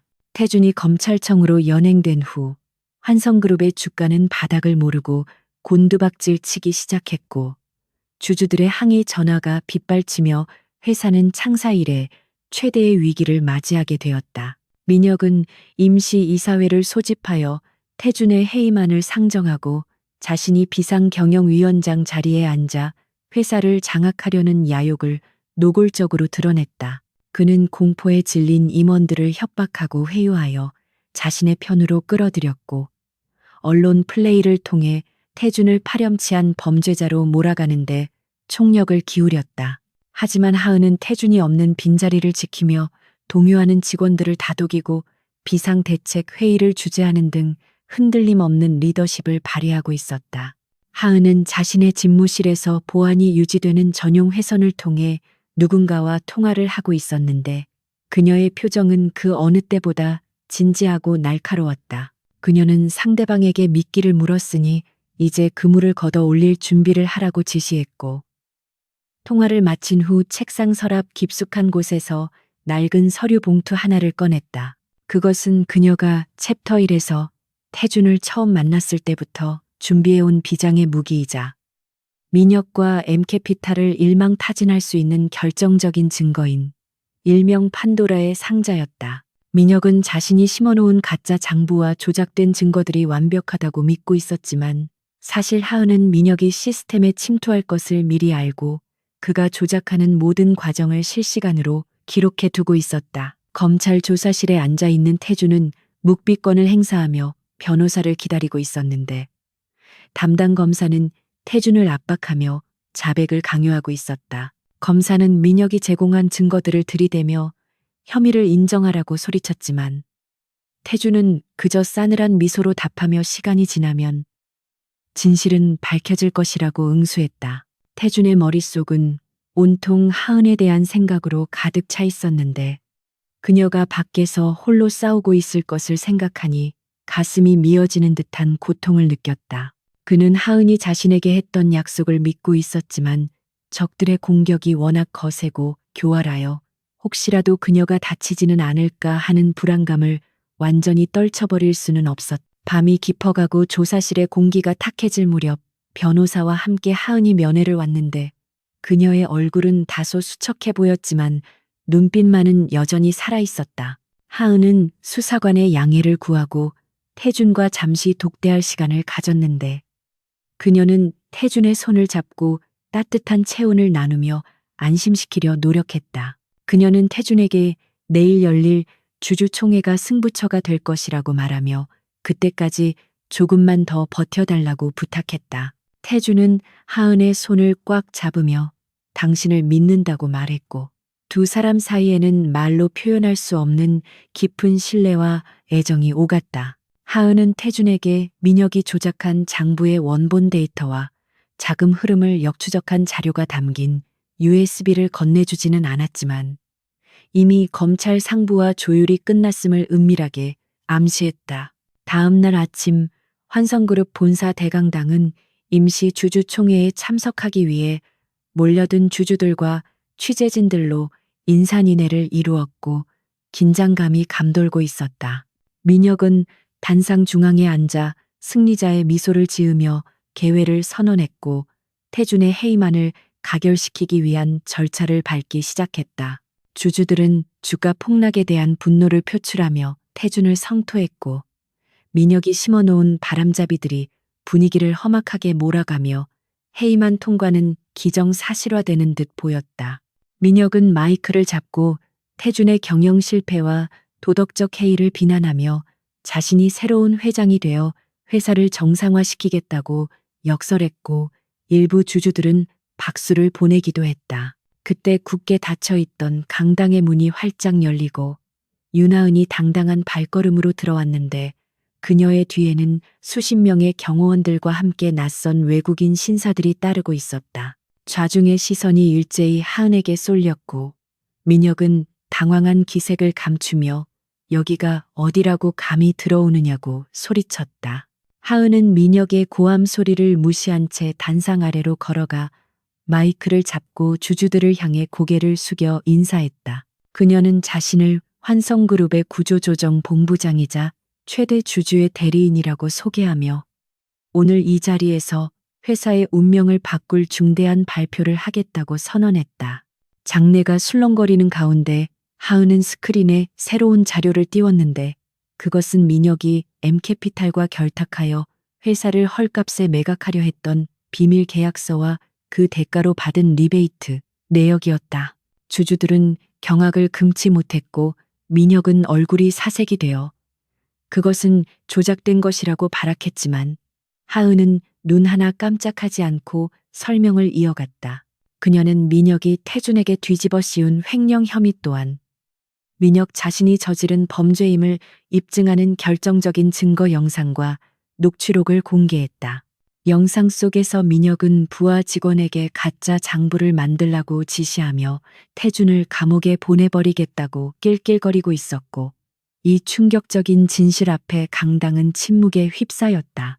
민혁은 경호원들에게 하은을 끌어내라고 소리쳤지만 아무도 움직이지 않았고 오히려 하은이 데려온 외국인 신사들이 앞으로 나서며 상황을 제압했다. 하은은 그들을 M캐피탈 본사의 감사팀과 국제 변호사들이라고 소개하며 그들이 민혁의 독단적인 불법 행위를 조사하기 위해 급파되었다고 설명했다. M캐피탈 본사는 한국 지사의 불법적인 행태를 보고받고 이미지 타격을 우려하여 민혁과의 관계를 끊고 그를 고발하기로 결정했던 것이다. 하은은 M캐피탈 본사와 비밀리에 협상을 진행하여 그들의 협조를 얻어내는 데 성공했고 이것이 바로 그녀가 준비한 숨겨진 카드였다. 민혁은 믿었던 M캐피탈마저 자신을 버렸다는 사실에 절망하며 바닥에 주저앉았고 주주들은 그를 향해 야유와 욕설을 퍼붓기 시작했다. 그때 검찰청에서 무혐의로 풀려난 태준이 강당 안으로 들어왔는데 그의 등장은 마치 영화의 한 장면처럼 극적이었다. 태준은 말끔한 정장 차림으로 하은의 곁으로 걸어왔고 두 사람은 서로를 바라보며 승리의 미소를 교환했다. 태준은 단상에 올라 주주들에게 사과와 감사의 인사를 전하며 이번 사태를 계기로 투명 경영을 강화하고 회사를 새롭게 도약시키겠다고 약속했다. 태준은 주저앉아 있는 민혁에게 다가가 차가운 눈빛으로 그를 내려다보며 죗값은 법정에서 달게 받으라고 일갈했다. 민혁은 태준의 바짓가랑이를 잡고 한 번만 용서해 달라고 애원했지만 태준은 냉정하게 뿌리치며 돌아섰다. 곧이어 대기하고 있던 검찰 수사관들이 들어와 민혁을 체포했고 그는 수갑을 찬 채 끌려나가며 비참한 최후를 맞이했다. 주주들은 태준의 복귀를 환호하며 박수를 보냈고 환성그룹의 주가는 반등 조짐을 보이며 긴박했던 경영권 분쟁은 태준과 하은의 완벽한 승리로 막을 내리는 듯했다. 하지만 승리의 기쁨도 잠시 하은은 태준에게 다가가 조용히 사직서를 내밀었는데 그녀의 표정은 다시 처음 만났을 때처럼 차갑고 건조해져 있었다. 태준은 놀란 눈으로 하은을 바라보며 이게 무슨 짓이냐고 물었지만 하은은 자신의 임무는 끝났으니 이제 떠나겠다고 짧게 대답했다. 그녀는 태준과 함께하는 동안 자신의 감정이 통제할 수 없을 만큼 커져버린 것에 두려움을 느꼈고 태준에게 짐이 되기 전에 떠나는 것이 옳다고 판단했던 것이다. 태준은 하은의 손목을 잡고 절대로 보낼 수 없다고 말했지만 하은은 슬픈 눈으로 그를 바라보며 우리는 서로 다른 세계에 속한 사람이라고 선을 그었다. 태준은 하은을 설득하려 했지만 하은은 이미 마음을 굳힌 듯 단호했고 태준이 잠시 주주들에게 인사를 하러 간 사이 홀연히 사라져버렸다. 태준이 다시 돌아왔을 때 그녀의 자리는 비어 있었고 책상 위에는 그녀가 쓰던 사원증만이 덩그러니 놓여 있었다. 태준은 미친 듯이 하은을 찾아 헤맸지만 그녀의 흔적은 어디에서도 찾을 수 없었고 그는 허탈감과 상실감에 빠져 텅 빈 사무실에 주저앉았다. 그는 자신이 지킨 것이 회사가 아니라 껍데기에 불과하다는 것을 깨달았고 하은 없이는 모든 것이 무의미하다는 사실을 뼈저리게 느꼈다. 한편 공항으로 가는 택시 안에서 하은은 창밖을 바라보며 하염없이 눈물을 흘리고 있었는데 그녀의 손에는 태준과 함께 찍은 사진이 들려 있었다. 그녀는 태준을 사랑하기 때문에 떠나는 것이라고 스스로를 위로했지만 가슴 한구석이 뻥 뚫린 듯한 공허함은 채워지지 않았다. 라디오에서는 환성그룹이 위기를 극복하고 새로운 도약을 시작했다는 뉴스가 흘러나오고 있었지만 하은에게는 그 소리가 너무나 멀게만 느껴졌다. 그녀는 이제 다시 차가운 그림자 속으로 돌아가야 한다고 다짐하며 애써 흐르는 눈물을 닦아냈다. 며칠 후 태주는 하은의 행방을 찾기 위해 백방으로 수소문했지만 그녀는 마치 증발한 것처럼 흔적조차 남기지 않았다. 태주는 업무에 복귀하여 회사를 정상화시키는 데 매진했지만 그의 얼굴에서는 예전의 활기와 생기를 찾아볼 수 없었고 직원들은 그를 얼음 황제라고 부르며 두려워했다. 그는 매일 밤 하은이 머물던 방에 들어가 그녀의 향기가 남아있는 베개를 끌어안고 잠을 청했고 그녀가 돌아오기만을 간절히 기도했다. 그러던 어느 날 태주는 책상 서랍에서 하은이 남기고 간 작은 쪽지를 발견했는데 거기에는 만약 우리가 다시 만난다면 그때는 비즈니스가 아닌 운명으로 만나길 바란다는 짧은 글귀가 적혀 있었다. 태주는 그 쪽지를 보고 벌떡 일어났는데 그의 눈빛에는 다시금 뜨거운 불꽃이 타오르고 있었다. 그는 비서실장을 불러 당장 비행기를 준비하라고 지시했고 하은이 갈 만한 곳은 단 한 곳, 그녀가 예전에 말했던 아무도 없는 그곳뿐이라는 것을 직감했다. 그는 회사의 모든 일정을 취소하고 하은을 찾아 떠나기로 결심했고 이번에는 절대로 그녀를 놓치지 않겠다고 다짐했다. 태주는 공항으로 달려가며 하은에게 달려가는 이 길이 자신의 인생에서 가장 중요한 여정이 될 것임을 확신했다. 태준이 도착한 곳은 남태평양의 작은 섬이었는데 그곳은 하은이 어릴 적 부모님과 함께 살았던 추억이 깃든 장소이자 그녀가 유일하게 마음의 안식을 얻을 수 있는 곳이었다. 태준은 해변을 거닐며 하은을 찾아 헤맸고 마침내 석양이 지는 바닷가 언덕 위에서 바다를 바라보고 있는 그녀의 뒷모습을 발견했다. 바람에 흩날리는 긴 머리카락과 하얀 원피스를 입은 그녀의 모습은 마치 꿈속의 장면처럼 신비로웠고 태주는 숨이 닿을 듯한 벅찬 감정을 느끼며 천천히 그녀에게 다가갔다. 하은은 인기척을 느끼고 고개를 돌렸고 태준을 발견하자 놀라움에 입을 다물지 못했다. 남태평양의 붉게 타오르는 석양은 하은의 하얀 원피스를 주홍빛으로 물들이며 몽환적인 분위기를 자아내고 있었지만 그녀의 눈앞에 서 있는 강태준의 모습은 너무나도 현실적이어서 마치 꿈과 현실의 경계가 무너진 듯한 충격을 주었다. 태준은 평소에 흐트러짐 없는 완벽한 슈트 차림이 아니라 땀에 젖은 린넨 셔츠와 구겨진 바지를 입고 있었고 며칠 동안 제대로 잠을 자지 못한 듯 완탄 눈을 하고 있었지만 그 눈동자 속에서 타오르는 집념의 불꽃만은 그 어느 때보다 강렬했다. 하은은 입술을 달싹이며 무슨 말을 하려 했지만 목소리가 나오지 않았고 태주는 거친 숨을 몰아쉬며 그녀에게 한 걸음씩 다가왔는데 그가 내디디는 발걸음마다 모래가 바스락거리는 소리가 적막한 해변을 가득 채웠다. 태주는 하은의 바로 앞까지 다가와 멈춰섰고 그녀의 어깨를 으스러질 듯 강하게 움켜쥐었는데 그의 손에서 전해지는 뜨거운 체온과 미세한 떨림이 하은의 심장에 고스란히 전달되어 그녀를 전율하게 만들었다. 태주는 하은의 눈을 피하지 않고 똑바로 응시하며 도대체 왜 자신을 떠났는지 물었는데 그의 목소리는 분노와 원망 그리고 깊은 그리움이 뒤섞여 갈라져 나왔다. 그는 지옥 같은 회사로 다시 돌아가고 싶지 않다면 굳이 강요하지 않겠지만 적어도 자신에게 작별 인사라도 제대로 하고 갔어야 하는 것 아니냐며 억눌러왔던 감정을 토해냈다.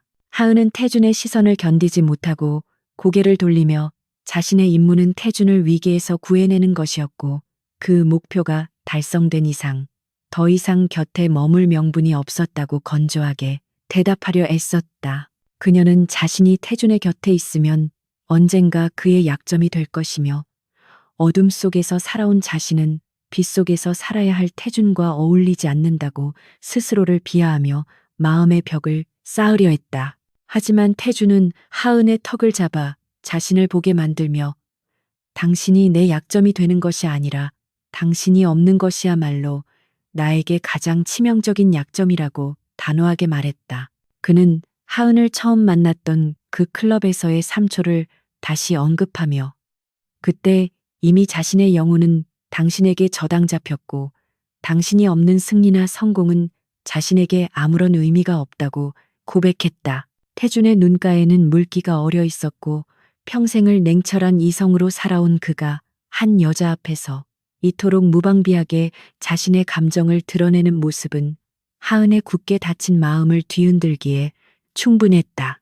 하은은 태준의 진심 어린 눈빛을 보며 더 이상 자신의 감정을 속일 수 없다는 것을 깨달았고 눈에서 뜨거운 눈물이 왈칵 쏟아져 내리기 시작했다. 태준은 우는 하은을 와락 끌어안았고 두 사람은 파도 소리가 몰아치는 해변에서 서로의 체온을 느끼며 오랫동안 말없이 서 있었는데 그것은 두 사람의 영혼이 하나로 연결되는 순간이었다. 하은은 태준의 품에 안겨 그동안 혼자 짊어지고 왔던 외로움과 고통을 모두 내려놓았고 태준은 그녀의 등을 부드럽게 쓸어내리며 이제 다시는 당신을 혼자 두지 않겠다고 맹세했다.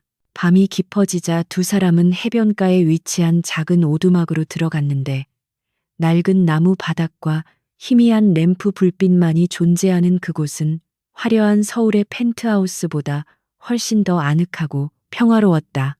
그들은 밤새도록 서로의 과거와 미래에 대해 이야기하며 그동안 비즈니스라는 명목 아래 감추어 두었던 서로에 대한 사랑을 확인했고 그 밤은 두 사람에게 있어 영원히 잊지 못할 추억이 되었다. 다음 날 아침 눈부신 햇살이 오두막의 창을 통해 들어오자 태준과 하은은 서로를 마주보며 미소를 지었는데 그들의 얼굴에는 이전에는 찾아볼 수 없었던 편안함과 행복이 감돌고 있었다. 태준은 하은에게 이제 서울로 돌아가자고 제안하며 당신이 내 곁에 있어준다면 그 어떤 시련도 두렵지 않다고 말했고 하은은 고개를 끄덕이며 그의 손을 잡았다. 그들은 섬을 떠나는 배에 오르며 지난날의 상처와 아픔을 파도에 실어보냈고 수평선 너머로 펼쳐진 새로운 미래를 향해 힘찬 발걸음을 내디뎠다. 서울로 돌아가는 비행기 안에서 태준은 하은의 손을 한시도 놓지 않았고 하은은 창밖의 구름을 바라보며 이제는 그림자가 아닌 태준의 반려자로서 당당하게 세상 앞에 서겠다고 다짐했다. 서울에 도착한 두 사람은 곧바로 환성그룹 본사로 향했는데 그들의 귀환 소식은 이미 언론을 통해 대서특필되어 회사로비는 수많은 취재진으로 북새통을 이루고 있었다. 태준은 쏟아지는 플래시 세례 속에서도 하은의 손을 놓지 않고 당당하게 걸어 들어갔고 기자들의 질문에 일일이 대답하는 대신 자신감 넘치는 미소로 건재함을 과시했다. 직원들은 태준과 하은이 함께 돌아온 것을 보고 환호성을 지르며 박수를 보냈고 회사의 분위기는 그 어느 때보다 활기차고 희망에 차 있었다. 하은은 다시 자신의 자리로 돌아와 밀린 업무를 처리하기 시작했는데 그녀의 책상 위에는 태준이 미리 준비해둔 꽃바구니와 함께 환영한다는 메시지가 적힌 카드가 놓여 있었다. 태준은 복귀하자마자 가장 먼저 민혁이 수감되어 있는 구치소를 찾았는데 이는 과거의 악연을 완전히 끊어내고 새로운 시작을 하기 위한 그만의 의식이었다.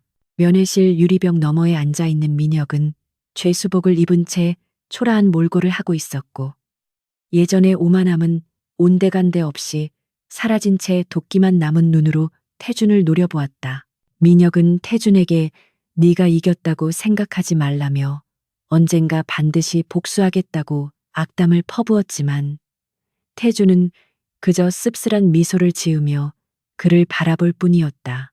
태주는 민혁에게 너를 파멸시킨 것은 내가 아니라 너의 탐욕과 오만이었다고 충고하며 부디 이곳에서 죗값을 치르고 새 사람이 되기를 바란다는 말을 남기고 돌아섰다. 민혁과의 면회를 마치고 나온 태주는 구치소 밖에서 기다리고 있던 하은을 발견하고 환한 미소를 지으며 그녀에게 다가갔는데 그의 발걸음은 그 어느 때보다 가벼워 보였다.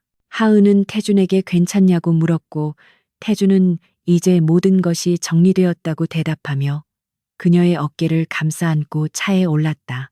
두 사람은 한강이 내려다 보이는 레스토랑에서 저녁 식사를 하며 회사의 미래 비전에 대해 논의했는데 공적인 대화 속에서도 서로를 향한 애정 어린 눈빛이 끊임없이 오갔다. 태주는 하은에게 구조조정 본부장 자리가 아닌 부회장직을 제안하며 자신의 파트너로서 회사를 함께 이끌어 달라고 부탁했지만 하은은 잠시 생각에 잠기더니 고개를 저으며 다른 제안을 했다.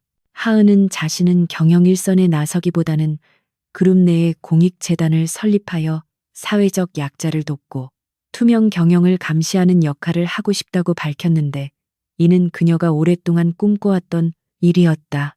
그녀는 자신이 가진 협상 능력과 위기 관리 능력을 회사의 이익만이 아닌 사회 정의를 위해 쓰고 싶다고 말했고 태주는 그녀의 숭고한 뜻에 깊이 감동하며 전폭적인 지원을 약속했다.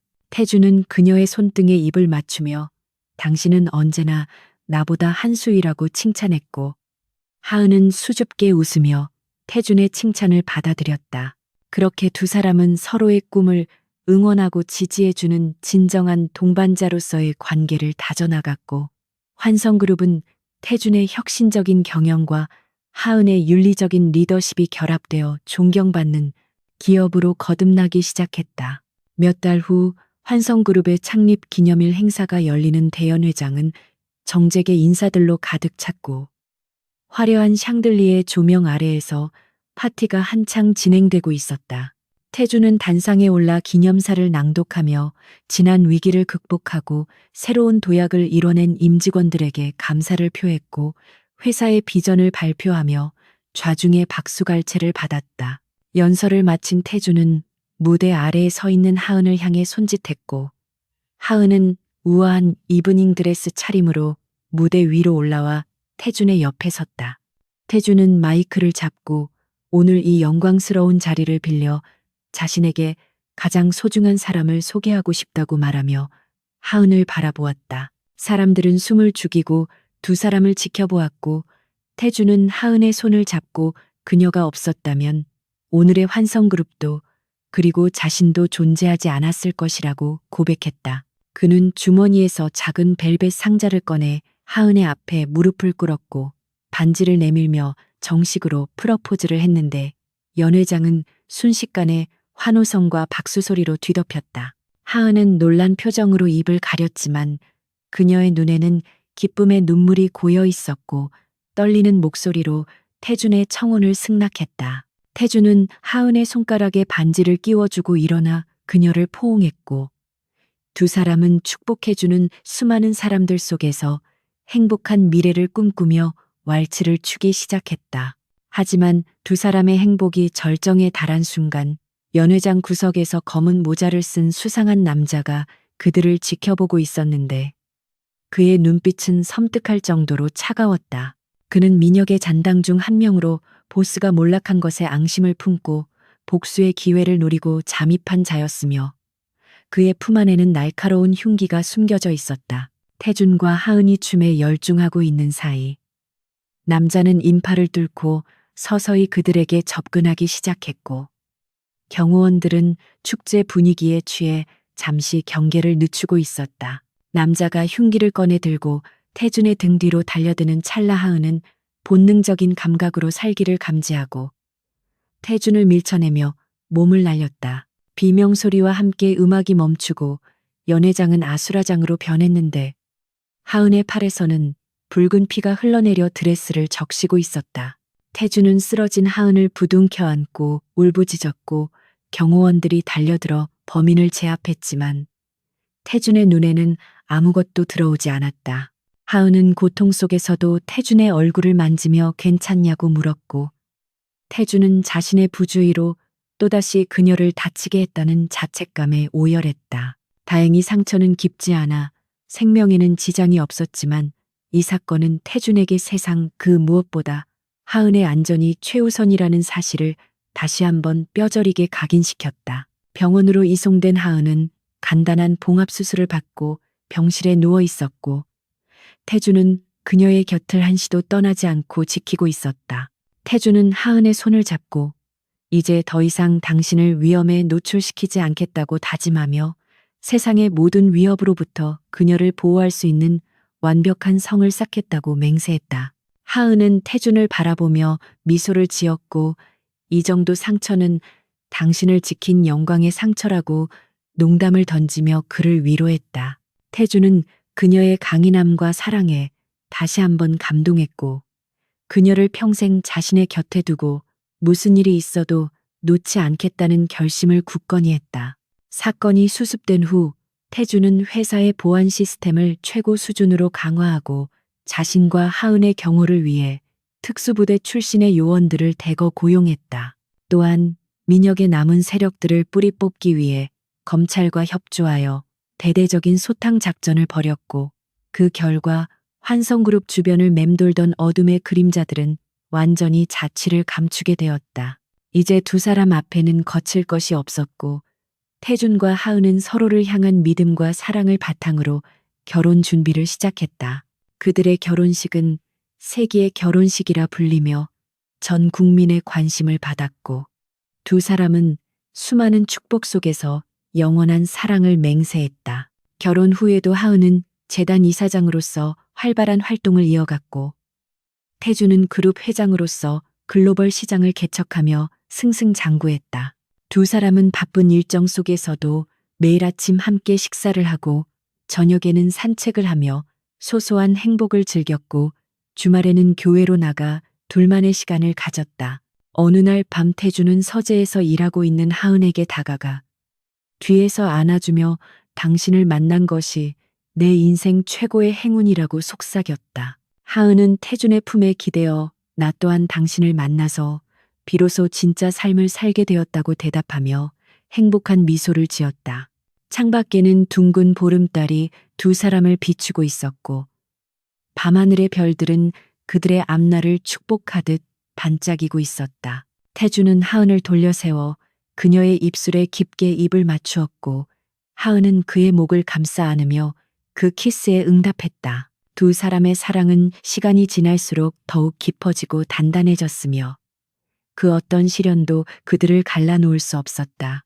그들은 서로가 서로에게 구원자이자 안식처였고 그들의 사랑 이야기는 환성그룹의 전설이 되어 오랫동안 사람들의 입에 오르내리게 되었다. 세월의 흐름은 유수와 같아 어느덧 강태준과 윤하은이 세기의 결혼식을 올린 지도 5년이라는 시간이 흘렀고 그동안 환성그룹은 대한민국을 넘어 세계 경제를 호령하는 초일류 기업으로 눈부신 성장을 이룩해 있었다.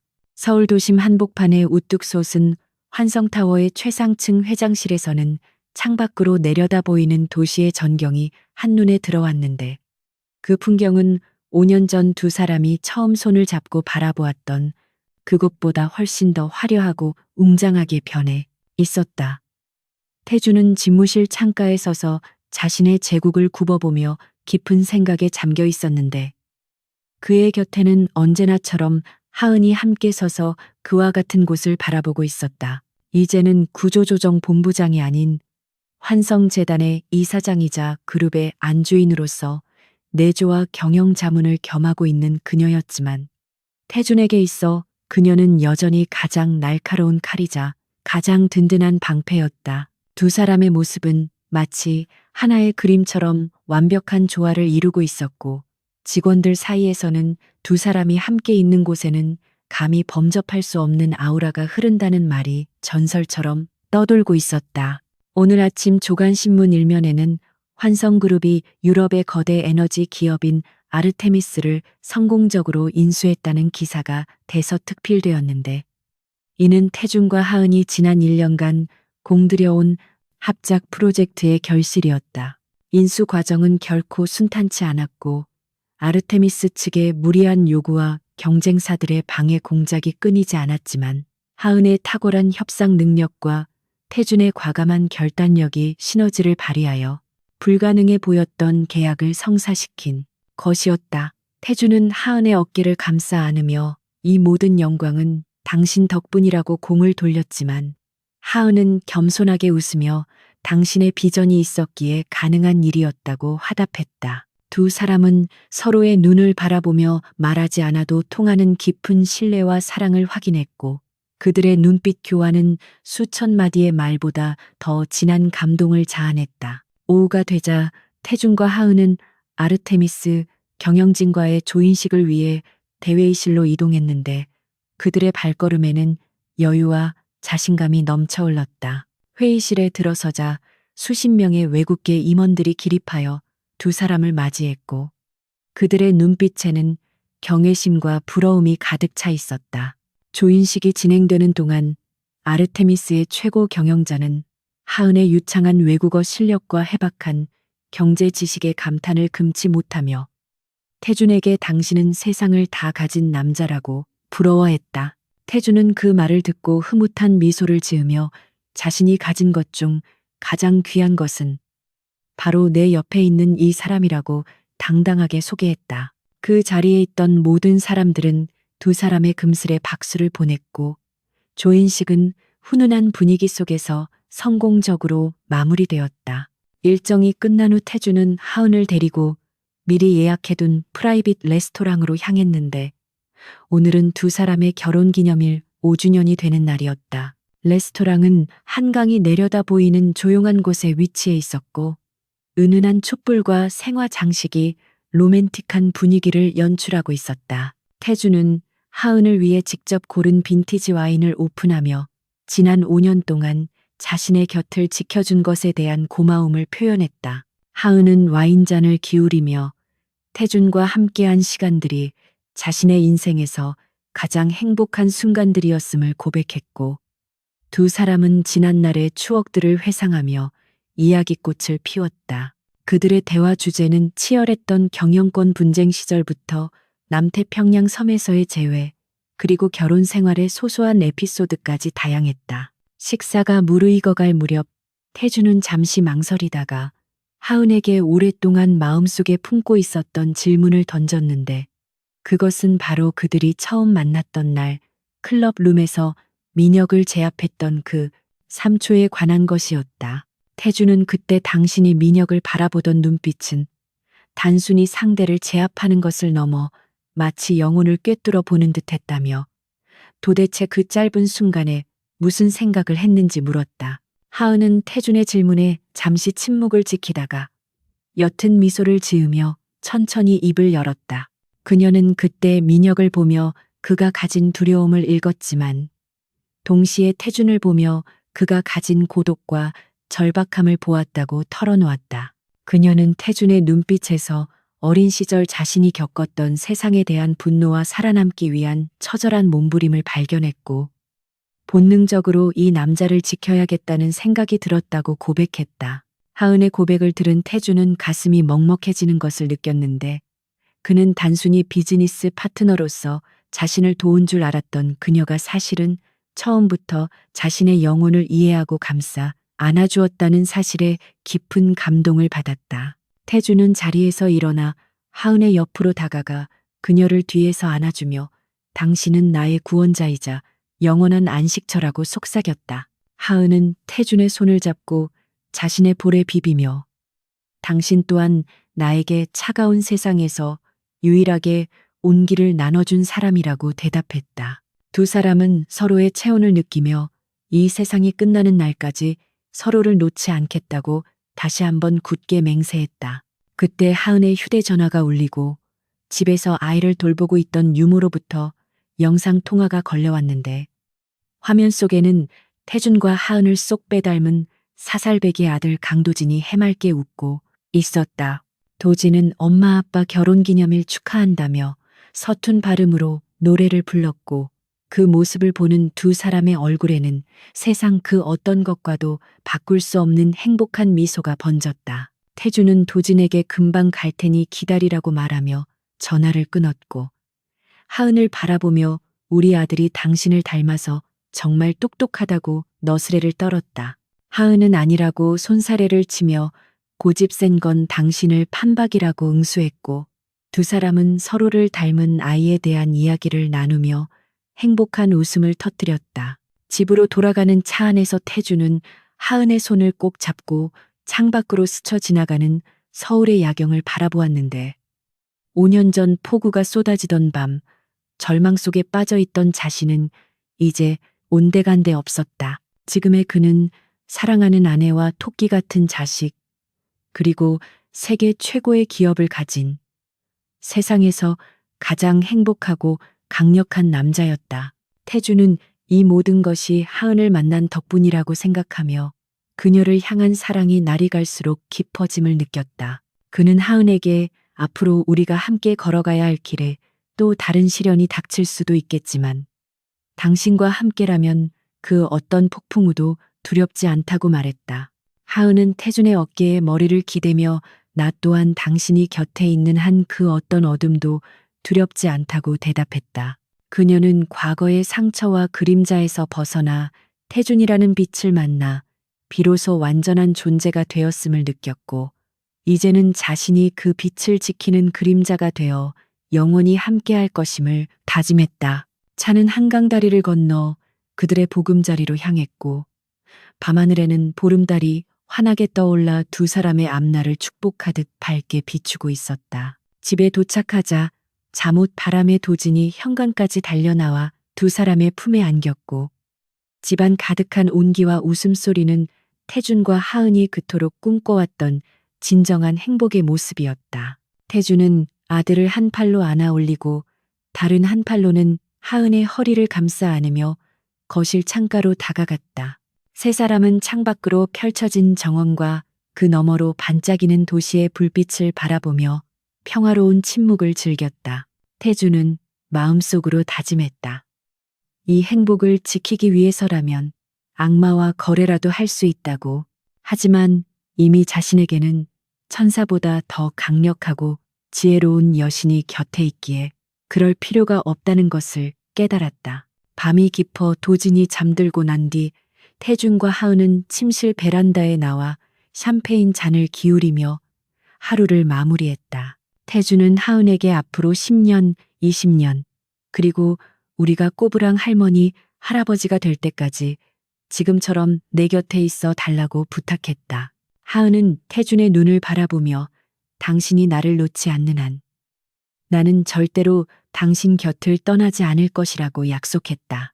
그녀는 태준의 넥타이를 살짝 잡아당겨 그에게 키스했고 태준은 그녀를 깊게 껴안으며 그녀의 입술에 응답했다. 그들의 키스는 5년 전 처음 마음을 확인했던 그날 밤처럼 뜨거웠고 서로를 향한 갈망은 여전히 식을 줄을 몰랐다.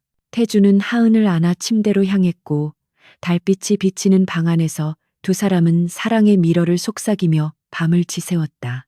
그들의 사랑은 단순한 로맨스를 넘어 서로의 영혼을 구원하고 성장시키는 위대한 서사시였으며 환성그룹이라는 거대한 제국을 지탱하는 가장 강력한 힘의 원천이었다. 다음 날 아침 환성그룹 본사 로비에는 출근하는 직원들로 활기가 넘쳤고 대형 스크린에는 강태준 회장과 윤하은 이사장의 다정한 모습이 담긴 사진과 함께 창립 기념 특별 다큐멘터리가 방영되고 있었다. 직원들은 화면 속의 두 사람을 보며 존경과 부러움의 시선을 보냈고 그들이 이끌어갈 환성그룹의 미래가 얼마나 밝을지 기대하며 각자의 자리로 향했다. 태준과 하은은 평소와 다름없이 손을 잡고 출근하여 직원들의 인사를 받으며 엘리베이터에 올랐다. 엘리베이터 문이 닫히고 단둘만 남게 되자 태준은 하은을 보며 장난스러운 표정으로 물었다. 오늘도 전쟁터로 나갈 준비 됐어? 하은은 특유의 포커페이스를 유지하며 그러나 눈가에는 장난기를 머금은 채 대답했다. 당신이 대장이라면 언제든지요. 두 사람은 서로를 보며 환하게 웃었고 엘리베이터가 최상층에 도착하자 문이 열리며 쏟아지는 눈부신 빛 속으로 당당하게 걸어 나갔다. 그들의 뒷모습은 마치 세상을 정복하러 나가는 황제와 황후처럼 위풍당당했고 그들이 걸어가는 길 뒤에는 찬란한 전설이 새겨지고 있었다. 퍼카 안삼초, 재벌은 그녀를 평생 놓지 않기로 했다는 제목처럼 강태준은 윤하은을 평생 놓지 않았고 윤하은 또한 강태준의 손을 놓지 않았다. 두 사람의 운명적인 만남과 사랑, 그리고 그들이 함께 일궈낸 기적 같은 이야기는 영원히 끝나지 않을 네버엔딩 스토리로 남게 되었다. 세상이 아무리 변하고 세월이 흘러도 변하지 않는 단 하나의 진실은 두 사람이 함께할 때 비로소 그들은 천하무적이라는 사실이었다. 그리고 그들의 이야기는 이제 막 새로운 챕터를 시작하고 있었다.